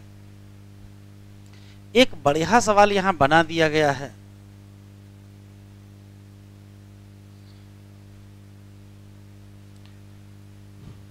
पढ़ क्या रहे हो, स्केटरी आर्गन, लेकिन इनका मुख्य काम एक्सक्रीशन है ही नहीं। कोई बताएगा ये कौन सी चीज है, ये कौन से एनिमल है? तो सुनिए, एक छोटा सा ग्रुप है, उसका नाम है रोटीफेरा। रोटीफेरा पहले एस्केहेल्मिन्थ में आते थे, राउंड वर्म वाली उसमें आते थे, अभी इनका बंटवारा कर दिया गया है। तो रोटीफेरा के जितने मेंबर हैं उनको क्या कहते हो, रोटीफर कहते हो। इनको व्हील एनिमल क्यूल भी कहा जाता है, लेकिन कोई बात नहीं, छोड़िए, वापस आइए। हाँ, प्रोटोनेफ्रीडिया पढ़ किस में रहे हैं, स्केटरी आर्गन में। इनका मुख्य काम एक्सक्रीशन ही नहीं है, इनका मुख्य काम कुछ और है। तो मेन काम लिखा है, एनसीईआरटी में लिखा है, प्राइमरली फॉर किसके लिए, तो fluid and ionic volume regulation. किसी पर्टिकुलर एनिमल की बॉडी में कितना फ्लूइड रहेंगे, कितना आयन रहेंगे, उसी से तो ऑस्मोटिक कंसंट्रेशन तय होगी, और इसी को कहते हैं ऑस्मो रेगुलेशन।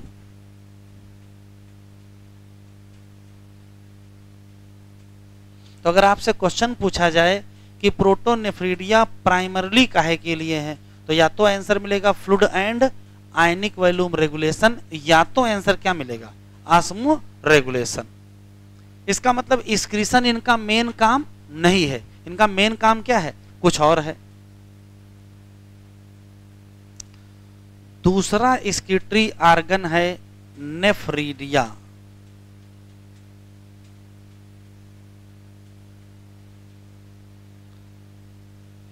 रटेंगे, ये टिब्यूलर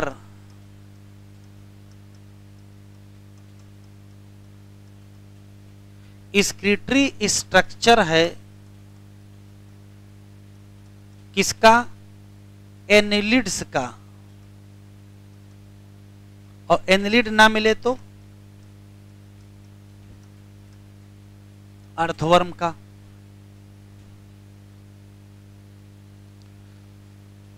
नेफ्रीडिया दो काम करेगा,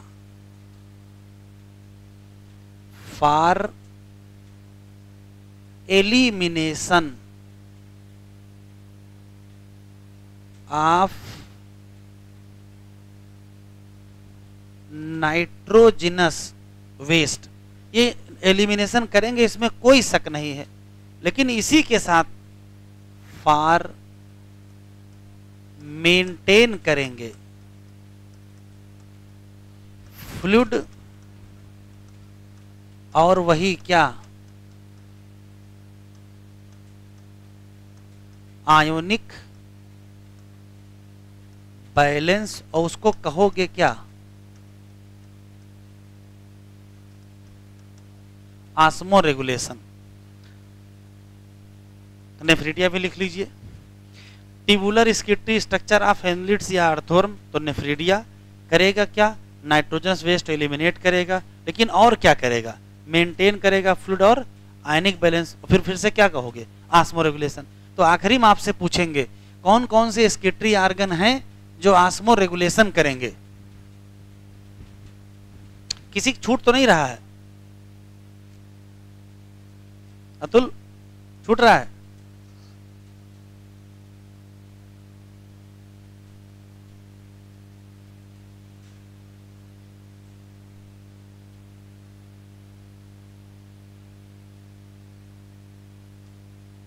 कौन कौन से आर्गन हैं? एक है प्रोटोनेफ्रीडिया, एक है नेफ्रीडिया, एक है माइलपीजियन ट्यूब्यूल, और एक है काक्सल ग्लैंड या ग्रीन ग्लैंड, उसके साथ के कुछ और स्ट्रक्चर छोटे छोटे हैं। एग्जाम्पल याद रखने हैं। किस एनिमल में स्किटरी सिस्टम एब्सेंट? तो आंसर देंगे इकाइनोडर्मेट या स्टार फिश। अगर लिख लिया हो तो आगे बढ़े। हो गया। आखिरी में पूछेंगे कौन कौन ऑस्मो रेगुलेशन करते हैं। तो अभी तक तो दोनों है ना, ये ऑस्मो रेगुलेशन करता है, कहोगे हाँ, ये भी हाँ करता है। आगे बढ़े, लिख लो।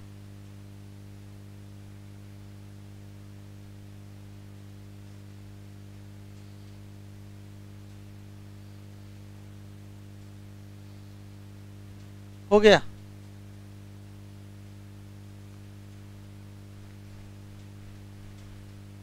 चलो फिर से सुन लेते हैं। इनवर्टिब्रेट में सिंपल और वर्टिब्रेट में कॉम्प्लेक्स। सिर्फ क्वेश्चन है। प्रोटोनेफ्रीडिया या फ्लेम सेल किन किन में है? तो कहोगे 4 लोगों में स्किटरी आर्गन है, प्लेटी हेलमिंथ का, कुछ एनलिड का, कुछ रोटीफर है और सिफेलोकार्डेट।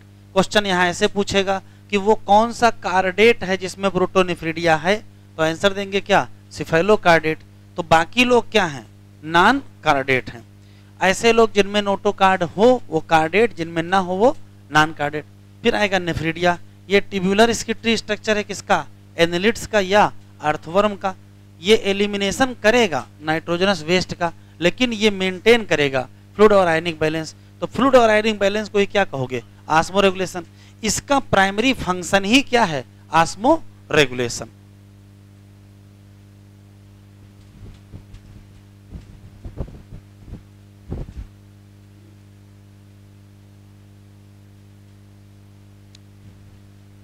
बेटा स्लाइड से लिख लेना, बढ़ा ले।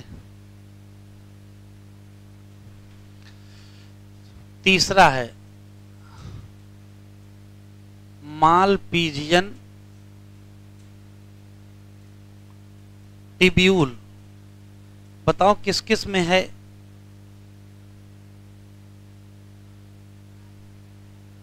तो ये इंसेक्ट में है या कॉकरोच में है। ये भी क्या करेगा,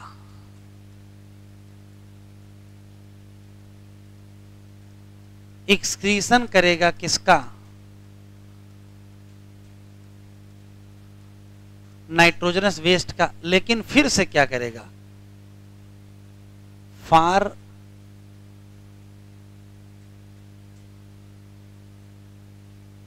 ऑस्मो रेगुलेशन। लिखते चलें। मालपीजियन ट्यूब्यूल में 3 क्वेश्चन, इंसेक्ट या कॉकरोच में पाया जाता है, एलिमिनेशन करेगा नाइट्रोजनस वेस्ट का, हाँ साथ में फिर से क्या कर लेगा, आस्मो रेगुलेशन।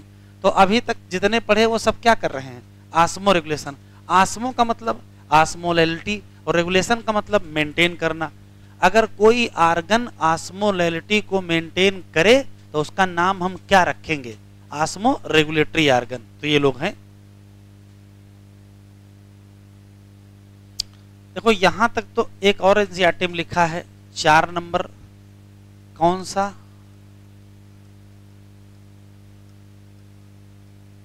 एंटीनल ग्लैंड या ग्रीन ग्लैंड किसमें पाया जाता है, तो क्रस्टेशियन लाइक प्राण। आर्थ्रोपोडा इतना बड़ा फाइलम है कि एक स्किटरी आर्गन से काम नहीं चलेगा। आर्थ्रोपोडा में ही क्या है, मालपीजियन ट्यूब्यूल, और आर्थ्रोपोडा में ही क्या है, एंटीनल ग्लैंड। देखो यहां तक तो एनसीईआरटी में लिखा है, इसके बाद 5 एग्जाम्पल 4 और लिखने हैं।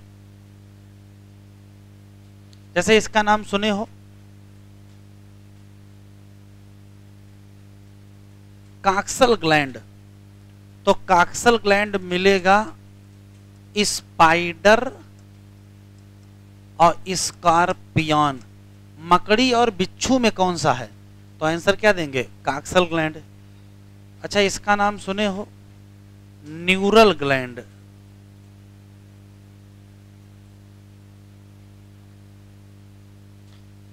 अभी पीछे पढ़ के आए हो सिफेलोकार्डेट, इसी का एक भाई है, कौन, यूरोकार्डेट।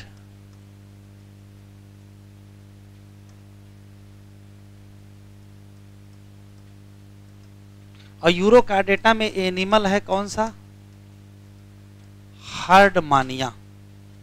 अच्छा इसका नाम सुने हो, इसका तो सुने होगे,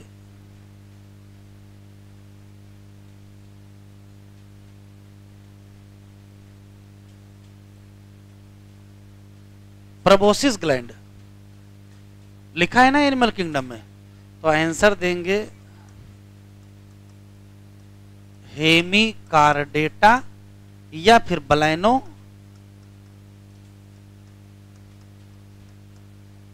ग्लासस। तो काक्सल ग्लैंड मिल गया, ग्रीन ग्लैंड मिल गया, न्यूरल ग्लैंड मिल गया, प्रोबोसिस मिल गया। अच्छा इसका नाम सुने हो,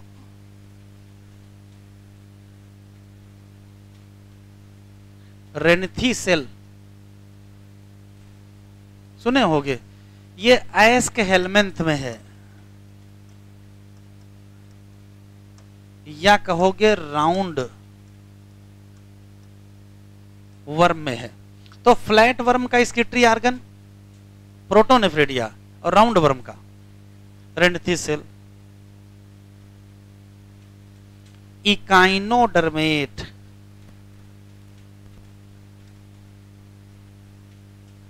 क्या होगा, एक्सक्रीटरी आर्गन क्या होंगे, एब्सेंट। तो ये 4-5 रटने वाले अलग से मैंने लिख दिए हैं, ये सब लिखे हैं यहाँ वहां एनसीईआरटी में, बस इकट्ठा नहीं लिखे हैं, तो हमको उंगलियों पे बोलते फटाफट। प्रोटोनेफ्रिडिया किसमें, बोलते चलें लिखते चलें, protonephridia platyhelminth, nephridia annelids, Malpighian tubule, insect या कॉकरोच, एंटीनल ग्लैंड, क्रस्टेशियन या प्राण।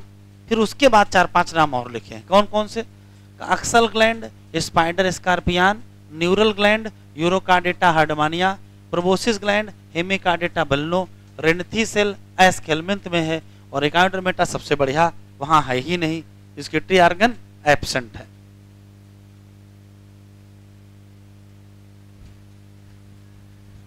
हाँ स्टार फिश इसके नीचे लिख दो, कोई दिक्कत नहीं।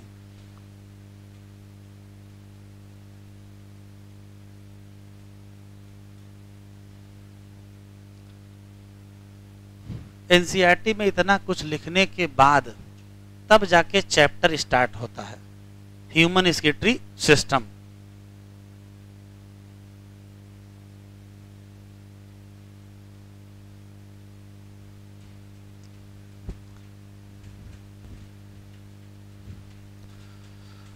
कह रहा सर्वे करो किसकी, एनिमल किंगडम का।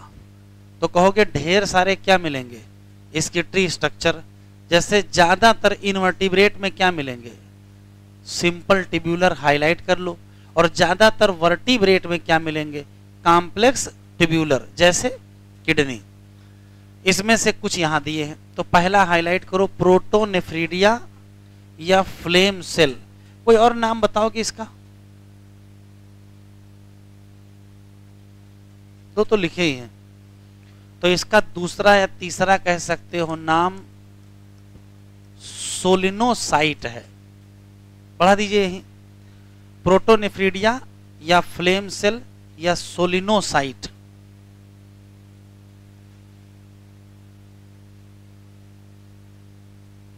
ठीक, बढ़े। ये इसकी ट्री स्ट्रक्चर किनका किनका है, तो हाइलाइटर से हाईलाइट करो, प्लेटी हेलमेंथ या फ्लैट वर्म या प्लानेरिया। और किसका है, रोटीफर। और किसका है, अब रुको देखो, एग्जाम में जानते हो क्या करेगा, यहां सम की जगह आल लिख देगा, सही है, गलत है। अच्छा, और किसमें है, सिफेलोकार्डेट, कौन सा, एम्फियोक्सस। प्रोटोनेफ्रीडिया मुख्य रूप से किससे जुड़ी हैं, तो देखो इसको हाईलाइट कर लो, आयनिक एंड फ्लूइड वॉल्यूम रेगुलेशन, और इसको कहते क्या हो, आस्मो रेगुलेशन। फिर आया नेफ्रीडिया। नेफ्रीडिया क्या है, ट्यूब्यूलर, इसकी ट्री स्ट्रक्चर किसका है, या एंथेलिड्स का है। और नेफ्रीडिया रिमूव करेगा किसको, नाइट्रोजनस वेस्ट, लेकिन ये मेंटेन भी करेगा क्या, फ्लूइड एंड आयनिक बैलेंस। फिर आया मालपीजियन ट्यूब्यूल, इसकी ट्री स्ट्रक्चर किसका है, ज्यादातर इंसेक्ट है, जिसमें कौन आ जाएगा, काकरोच आ जाएगा। मालपीजियन ट्यूब्यूल का फिर वही काम, रिमूव करेगा क्या, नाइट्रोजनस वेस्ट, लेकिन मदद करेगा किसमें, आस्मो रेगुलेशन। फिर आया कौन सा, एंटीनल ग्लैंड या कौन सा, ग्रीन ग्लैंड, परफॉर्म इसकी ट्री फंक्शन इन क्रस्टेशियन, और जिसमें सबसे इंपॉर्टेंट कौन सा है, प्राण। रियल में चैप्टर यहां से स्टार्ट है, ह्यूमन स्किट्री सिस्टम, हेडिंग डालिए ह्यूमन स्किट्री सिस्टम, और एक छोटा सा डायग्राम बना लीजिए।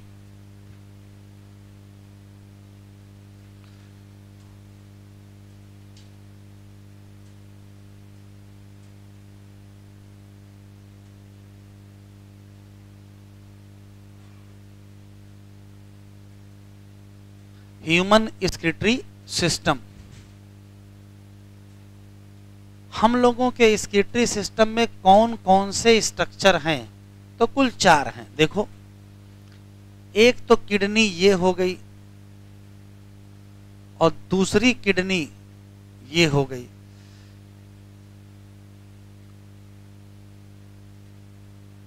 और ये स्ट्रक्चर है यूरिनरी ब्लैडर और यूरिथ्रा। तो जरा बताओ कौन कौन से स्ट्रक्चर हैं, तो पहला स्ट्रक्चर कौन सा है, किडनी, दूसरा यूरेटर, तीसरा यूरिनरी ब्लैडर, और चौथा यूरिथ्रा। किडनी कैसी है, तो कहोगे एक पेयर है, यूरेटर क्या है, एक पेयर है, ये 1 है और ये 1 है। किडनी के ऊपर क्या पाया जाता है, तो किडनी के ऊपर मिलती है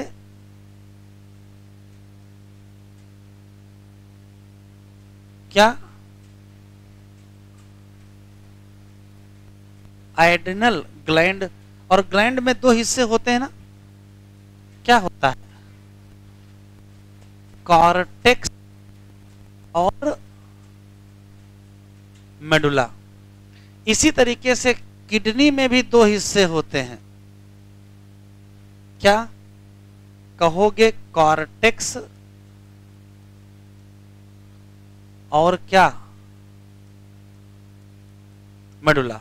जनरल ओवरव्यू का है, बना लीजिए।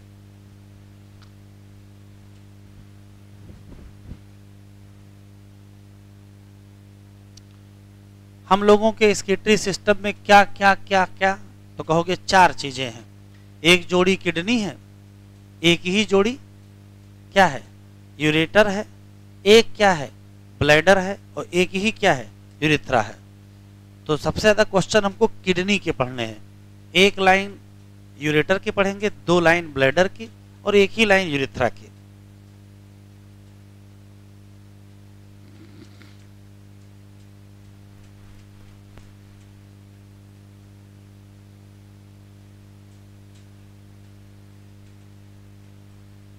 थोड़ा पुराना ज्ञान बता दो, यहां से कौन से हार्मोन निकलते हैं? कार्टेक्स से, पुराना। तो यहां से निकलते हैं स्टीरॉयड, याद आया? अच्छा, यहां से कौन से निकलते हैं? यहां से निकलते हैं कैटाकोलामाइन, नहीं याद आया? हाँ भाई, पुरानी बातें याद रखते नहीं हैं, हमेशा नई चीजें याद रखते हैं।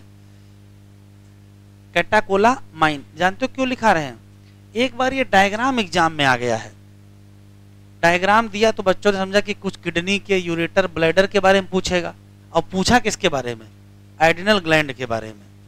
तो ये आया हुआ सवाल है, यही सेम डायग्राम जो एनसीईआरटी में दिया है।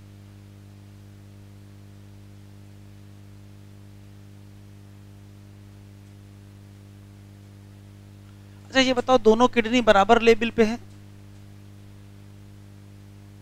सुधार कर दिए, बराबर हैं?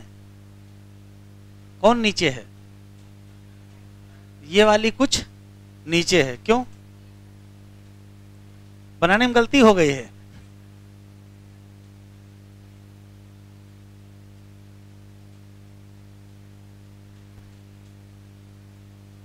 हाँ, कुछ लोग बिल्कुल आज्ञाकारी हैं, हल्का से नीचे बनाए भी हैं।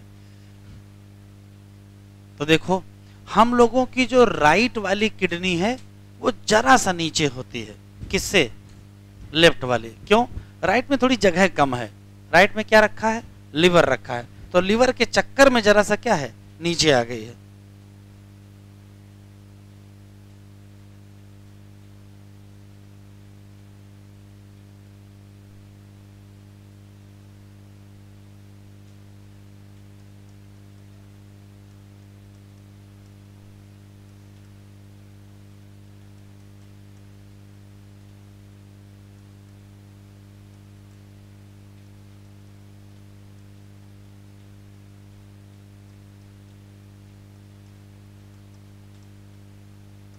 Slightly lower than left kidney due to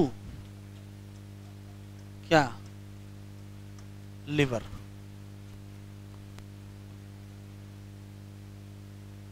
अब हमको डिटेल में पढ़ना है क्या? किडनी, थोड़ा बहुत एक आध लाइन यूरेटर, एक लाइन ब्लैडर, एक लाइन यूरेथ्रा। एनसीईआरटी ने क्या किया है? केवल किडनी पढ़ाया है, इन सब के बारे में कुछ नहीं लिखाया है।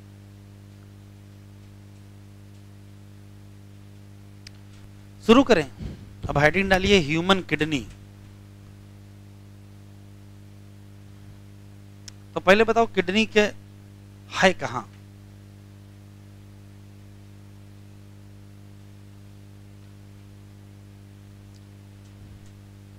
ये लिख लिया हो तो आगे बढ़े। हम लोगों को किडनी कहां है? तो हेड में नहीं है, नेक में नहीं है, थोरेक्स में नहीं है, कहां है? एब्डोमेन में। अब एब्डोमेन में आगे है कि पीछे है? तो पीछे का मतलब ये क्या होता है? डार्सल। तो पीछे की जो दीवार है उसी दीवार के करीब है। ऐसे देखें, ऐसे हाथ रख के खड़े हो जाएं और जहां उंगलियां होंगी वहीं किडनी है। जैसे हाथ रख के खड़े होंगे, जहां उंगली होगी वहीं किडनी है। तो कहां है किडनी? तो कहोगे एब्डोमेन में है। डार्सल है कि वेंट्रल? पीछे वाली दीवार के करीब है, और बीच में रीढ़ की हड्डी भी तो होगी।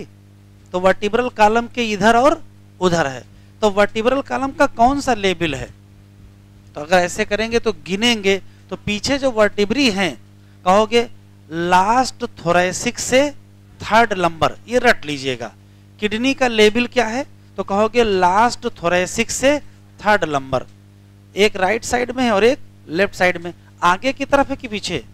पीछे की तरफ है। तो डार्सल वाल के करीब है कि वेंट्रल वाल के? डार्सल वाल के करीब है। तो ये सब रटने वाले सवाल हैं, लिखते चलेंगे। Human kidney,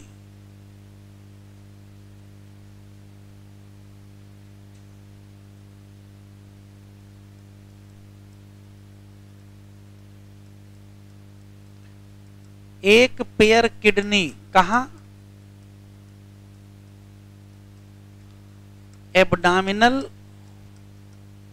cavity. और किसके करीब है?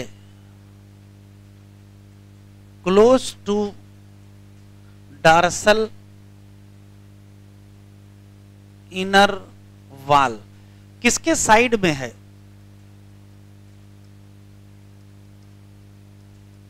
At side of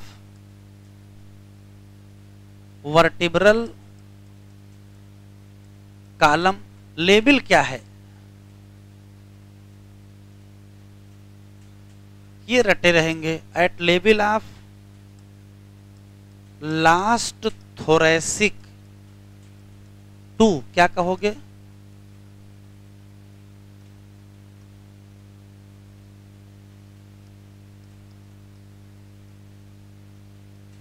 last thoracic to third lumbar vertebrae.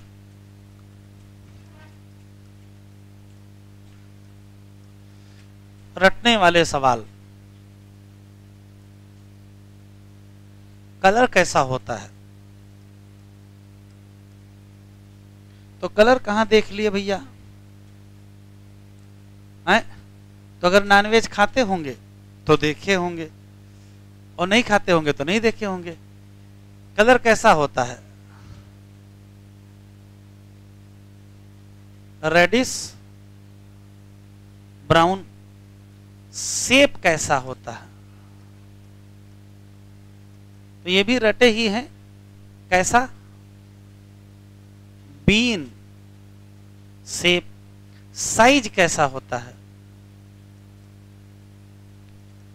तो साइज में तो तीन चीजें मिलेंगी ना, लेंथ, वेड्थ और थिकनेस। लेंथ कितनी है? किलोमीटर। और 5 से 7 सेंटीमीटर और 2 से 3 सेंटीमीटर। अच्छा, वजन?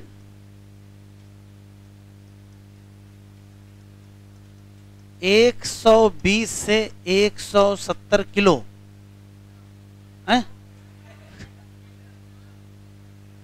क्या होगा? ग्राम होगा भैया। 150 किलो की किडनी तो इंसान कितने किलो का है? सब रटना है। इसमें सबसे काम का सवाल ये है, इसको टिक कर लीजिए। किस लेवल पर है? लास्ट थोरेसिक से थर्ड लंबर, ये रट लेंगे। और डार्सल है कि वेंट्रल? डार्सल है, आगे की तरफ नहीं है, पीछे की तरफ है।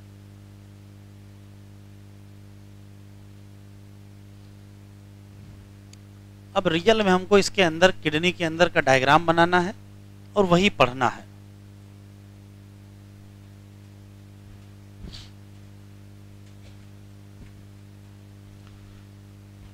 स्ट्रक्चर में पहला सवाल कि किडनी का एक निश्चित शेप है, कौन सा? Bean shape. क्यों? शेप निश्चित कैसे हो गया? तो शेप तभी निश्चित होगा जब बाहर बाहर कोई मजबूत चीज पाई जाए, तो शेप क्या हो जाएगा? निश्चित हो जाएगा। तो किडनी में बाहर बाहर क्या पाया जाता है? टफ कैप्सूल पाया जाता है। तो किडनी में बाहर बाहर टफ कैप्सूल है, इसी नाते किडनी का एक निश्चित क्या है? शेप। पहला सवाल थोड़ा और ध्यान से देखें। मान लेते हैं कि ये किडनी है, तो अगर किडनी को ध्यान से देखें तो ये किडनी का कॉन्वेक्स सरफेस है और ये कॉनकेव सरफेस है। तो जो कॉनकेव सरफेस है उसका जो सेंटर है, कॉनकेव सरफेस के सेंटर पर एक गड्ढा है इस टाइप का, जिसको नॉच कहते हैं। किडनी के इनर कॉनकेव सरफेस पर एक डिप्रेशन है या नॉच है, उस नाच का नाम हिलम या हिलस रेनेलिस है। यही वो जगह है, यही वो जगह है, यही वो जगह है जहां से देखो क्या होगा, तो जहां से यूरेटर अंदर गया होगा, सिर्फ यूरेटर ही नहीं आ जाएगा, इसी जगह से ब्लड वेसल भी अंदर जाएंगे, नर्व भी अंदर जाएंगे। तो किडनी के अंदर कुछ भी जाना या कुछ भी बाहर आना होगा तो किस रास्ते से होगा, तो हिलम या हिलस रेनेलिस से होगा। ये क्या है, तो कहोगे नाच है कहाँ, इनर कॉनकेव सरफेस। ये काहे के लिए है, तो एंट्री के लिए है, यूरेटर या ब्लड वेसल या नर्व इनसाइड किडनी।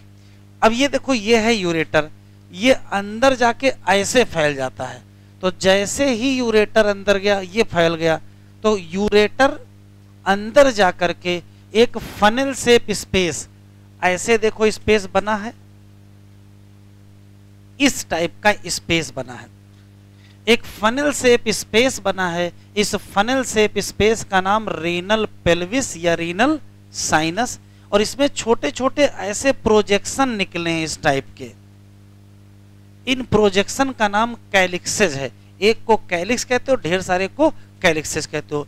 तो दूसरा सवाल है कि रीनल पेल्विस या रीनल साइनस क्या है, तो कहोगे ब्रॉड फनल शेप स्पेस है। कहाँ है, इनर टू द हिलम, और विद क्या है, प्रोजेक्शन। और प्रोजेक्शन को कहते हैं क्या हो, एक को कैलिक्स और ढेर सारे को कैलिक्सेज। और थोड़ा ध्यान से देखेंगे तो किडनी का सेक्शन काट दिया गया, तो जैसे सेक्शन काटेंगे तब बिल्कुल स्पष्ट दिखाई पड़ेगा क्या, किडनी अंदर अंदर दो हिस्सों में बटी है, किडनी अंदर अंदर दो हिस्सों में बटी है। यहां से किडनी का वो हिस्सा जो बाहर बाहर पाया जाएगा उसका नाम रीनल कॉर्टेक्स, और जो अंदर अंदर पाया जाएगा उसका नाम रीनल मेडुला। तो पहला सवाल तो यहीं से है, ये बताओ कौन कौन से आर्गन हैं जो कॉर्टेक्स और मेडुला में बटे हैं। तो एक तो सामने पढ़ ही रहे हो, कौन सा, किडनी, और इसके अलावा एक इसी के ऊपर एड्रिनल ग्लैंड है, एक इसी के ऊपर क्या है, एड्रिनल ग्लैंड, वो भी तो कॉर्टेक्स और मेडुला में बटा है। अच्छा, और ब्रेन भी कॉर्टेक्स और मेडुला में बटा है, और ओवरी भी कॉर्टेक्स और मेडुला में बटी, और कोई है, थाइमस भी कॉर्टेक्स और मेडुला में। तो कौन कौन से आर्गन हैं जो कॉर्टेक्स और मेडुला में बटे हैं, तो उनकी लिस्ट आप लिख लीजिए, उनकी लिस्ट आप लिख लीजिए। आर्गन विद क्या, कॉर्टेक्स एंड मेडुला, बताओ कौन कौन से नाम लिखेंगे। तो सबसे पहला नाम तो यही लिखोगे जो पढ़ रहे हो, किडनी है, एड्रिनल है, और ब्रेन है, ओवरी है, और थाइमस है। इन सब लोगों में बाहर बाहर क्या मिलेगा, कॉर्टेक्स, और अंदर अंदर क्या मिलेगा, मेडुला। तो एक तो ये अंतर मिल गया कि किडनी में हमको क्या मिले, कॉर्टेक्स और मेडुला। अब और ध्यान से देखें, ये लिख लो तो वापस चलें।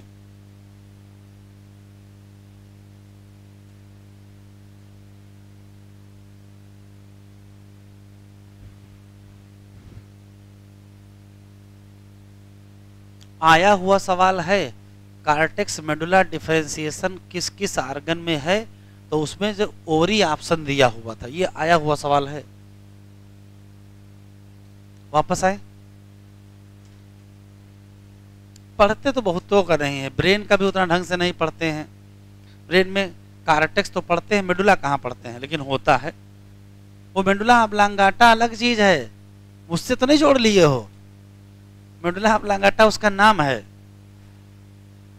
वापस आ जाओ, इधर देखें, किडनी को जब ध्यान से देखा गया तो ये बीन शेप की मिली, इसका ये कॉन्वेक्स है, ये कॉनकेव है, कॉनकेव के इनर सरफेस पर नॉच नाम हाइलम, काम, entry of ureter, blood vessel वगैरह। और ध्यान से देखा तो जो हीलम के अंदर की तरफ देखोगे तो वहां फनल शेप स्पेस मिलेगा, नाम रीनल पेल्विस या रीनल साइनस, उसमें प्रोजेक्शन मिलेंगे, नाम कैलिक्सेज। फिर और ध्यान से देखेंगे तो बाहर बाहर क्या मिलेगा, कार्टेक्स, और अंदर अंदर क्या मिलेगा, मेडुला। अब और ध्यान से देखेंगे तो मेडुला में क्या है, तो किडनी के मेडुला में कुछ कोनिकल मास पाए जाते हैं। इन्हीं कोनिकल मास का नाम रीनल पिरामिड या मेडुलरी पिरामिड है। एनसीईआरटी में लिखा कुछ, तो संख्या वास्तव में कितनी होती है, 6 से 8 होती है। और ध्यान से देखेंगे तो ये है कार्टेक्स और ये एरिया क्या है, मेडुला। तो कार्टेक्स का हिस्सा कहाँ चला आया है, मेडुला। कार्टेक्स का हिस्सा किसमें चला गया है, मेडुला में। नाम क्या पड़ गया, रीनल कॉलम ऑफ बर्टनी। अब असली सवाल ये है कि किडनी के मेडुला में पाए जाने वाले रीनल पिरामिड वास्तव में क्या हैं। तो किडनी के अंदर असली स्ट्रक्चर तो नेफ्रॉन ही है, तो हुआ क्या होगा, नेफ्रॉन या उसके जो टिब्यूल हैं उनका अरेंजमेंट कुछ ऐसा हुआ होगा कि क्या बन गया होगा, पिरामिड। पिरामिड कैसे बनता है, तो कहोगे convergence of nephron and their tubule. अब असली सवाल यह है, 2011 में पूछा गया है, नेफ्रॉन का कौन कौन सा हिस्सा है जो रीनल पिरामिड में आता है और कौन कौन सा हिस्सा है जो रीनल पिरामिड के बाहर होता है। तो पिरामिड ध्यान से देखेंगे, देखो जरा, जैसे मान लेते हैं कि ये पिरामिड है और पिरामिड में नीचे एक ओपनिंग होती जिसको हम लोग रीनल पैपिला कहते हैं, और ये नेफ्रॉन है। नेफ्रॉन को जरा ध्यान से देखेंगे तो नेफ्रॉन का जरा बताओ, नेफ्रॉन में एक हिस्सा होता है बोमेन कैप्सूल, नेफ्रॉन में एक हिस्सा होता है पीसीटी, नेफ्रॉन में एक हिस्सा होता है हेनले लूप, एक हिस्सा होता है डीसीटी, और फिर होता है कलेक्टिंग डक्ट। अच्छा, नेफ्रॉन में ही एक हिस्सा होता है ग्लोमेरुलस, नहीं होता है इस टाइप का। तो जरा सबके नाम बता दो, ये क्या है, अभी लिखना नहीं, सुन लो, ये क्या है, बोमेन कैप्सूल।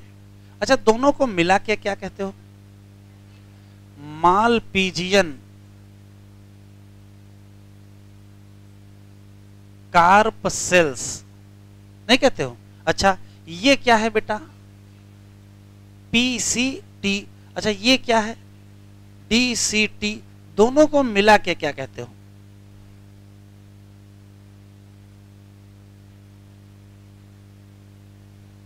कभी मिलाए नहीं है, दोनों को मिला के कहते हैं कन्वोल्यूटेड टिब्यूल। वाह भैया वाह, वो कन्वोल्यूटेड टिब्यूल जो पहले हो उसका नाम प्रॉक्सिमल और जो बाद में उसका नाम डिस्टल। अच्छा, ये क्या है, हेनले लूप, और ये क्या है, कलेक्टिंग डक्ट। जो ओपनिंग होती है इसका नाम रीनल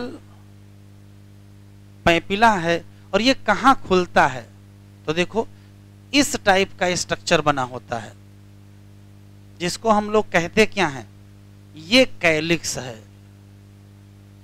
ये क्या है, कैलिक्स। अब आराम से बताओ कौन कौन से हिस्से हैं जो रीनल पिरामिड में हैं, तो दिख रहे हैं, हेनले लूप और collecting duct are part of renal pyramid. और कौन कौन से हिस्से हैं जो रीनल पिरामिड का पार्ट नहीं है, तो बताओ, नेफ्रॉन का कौन सा हिस्सा है जो पार्ट है रीनल पिरामिड का, बताओ। तो कहोगे पार्ट में दो लोग आते हैं, कौन, हेनले लूप और कौन सा, कलेक्टिंग डक्ट। और कौन सा हिस्सा है जो नहीं है, नॉट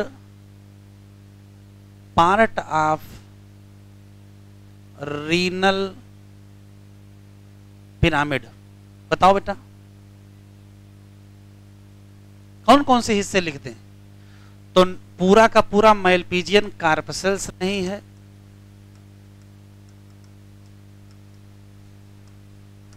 और कौन नहीं है? कन्वो ल्यूटेड टिब्यूल भी तो नहीं है, है? पीसीटी है? नहीं है। डीसीटी नहीं है। बनाओ।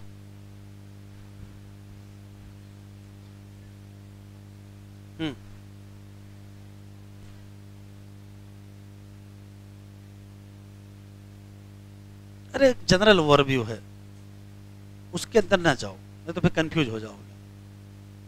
बताओ नेफ्रॉन के कौन कौन से हिस्से हैं जो पिरामिड में हैं?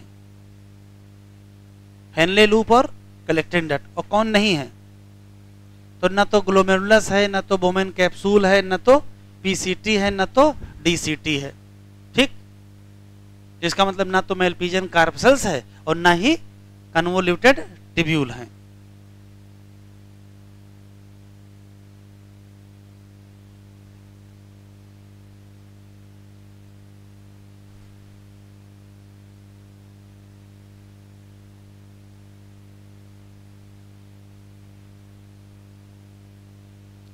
अच्छा, थोड़ा बहुत याद हो अगर पुराना तो जरा बताएं।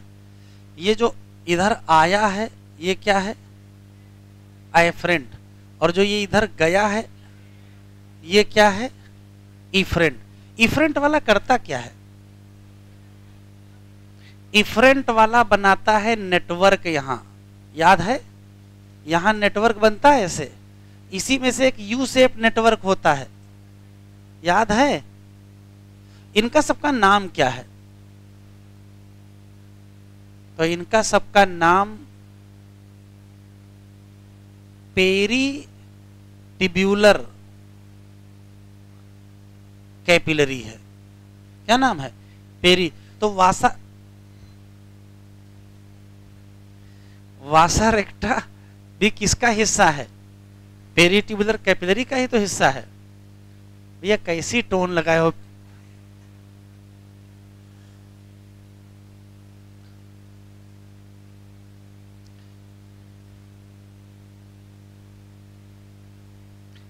कुछ लोग सोच रहे होंगे सर पेरी ट्यूबुलर कैपिलरी यहाँ काहे पढ़ा रहे हैं? तो जो क्वेश्चन आया था उसमें वो भी ऑप्शन में है। तो बताओ पेरी ट्यूबुलर कैपिलरी पिरामिड में होंगी कि नहीं? जो कहो वो मान लेंगे।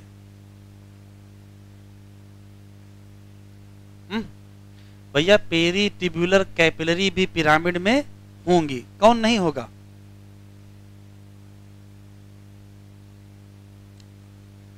तो कहोगे ना तो ग्लोमेरुलस है, ना तो बोमेन कैप्सूल है, ना तो पीसीटी है, ना तो डीसीटी है। क्वेश्चन दिखाएं?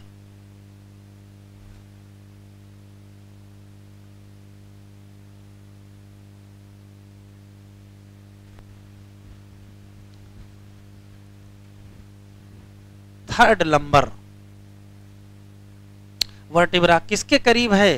Dorsal inner wall. कहां? Abdominal cavity. Each kidney size 10 से 12 क्या है? सेंटीमीटर। लेंथ 5 से 7 क्या है? विड्थ। और 2 से 3 क्या है? थिकनेस। औसत वजन कितना है? 120 से 170। यहां तक तो रटने वाली कहानी है, यहां से शुरू हो गई समझने वाली बात। इस लाइन को हाईलाइट कर लीजिए, काम की लाइन है ये। किधर की तरफ? टुवर्ड सेंटर ऑफ, क्या लिखा है? इनर कॉनकेव की कॉन्वेक्स। वहां क्या पाया जाता है? नॉच। नाम क्या है? हिलम। काम क्या है? यूरेटर, ब्लड वेसल और नर्व क्या करते हैं? एंटर। किसके अंदर? Inner to the hilum. कैसा space? Broad funnel shape space. नाम क्या है? Renal pelvis. प्रोजेक्शन नाम क्या है? ढेर सारे का नाम कैलिक्सेस, एक का नाम calyx. Outer layer of kidney क्या है? Tough capsule. Inside the kidney कितने जोन है? 2। बाहर वाले का नाम कार्टेक्स, अंदर वाले का नाम मेडुला। मेडुला डिवाइड है कितने? कुछ। कितनी संख्या? 6 से 8। क्या? Conical masses. नाम क्या? Medullary pyramid, projecting into calyx, single का नाम calyx, cortex extend in between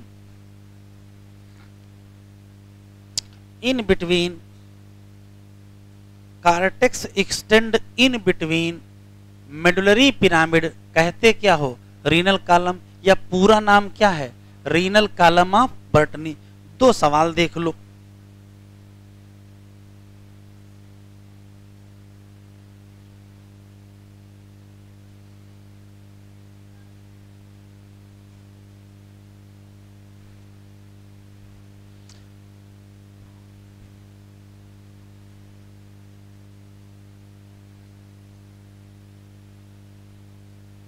ये है 2013 का सवाल, देख लो, फिर ऊपर बढ़ाएंगे तो डायग्राम दिख रहा है, ABCD ऐसे कुछ लिखा हुआ है, ठीक, फिर ऑप्शन यहां दिए हैं।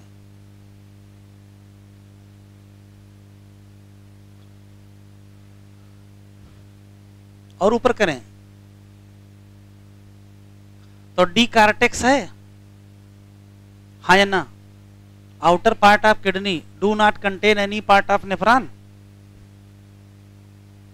कार्टेक्स में नेफ्रॉन का कोई हिस्सा होगा कि नहीं होगा, अभी पीछे देख क्या है ना, अच्छा तो गलत हो गया। ए क्या है, एड्रिनल ग्लैंड, कहाँ लोकेटेड है, anterior part of kidney secrete catecholamine which stimulate glycogen, कहाँ एंडोक्राइन है, उसकी लाइन यहाँ फिट कर दी है। और देखो बी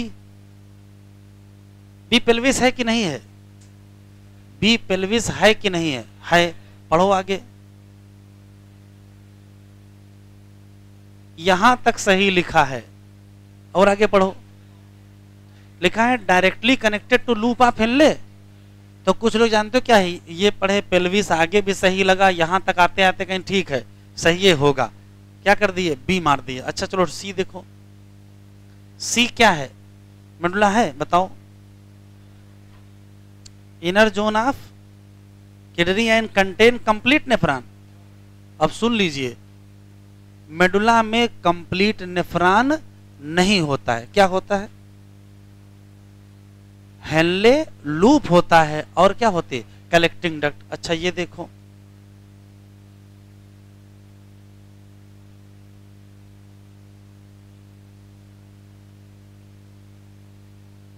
ये सवाल है 2011 का आया था।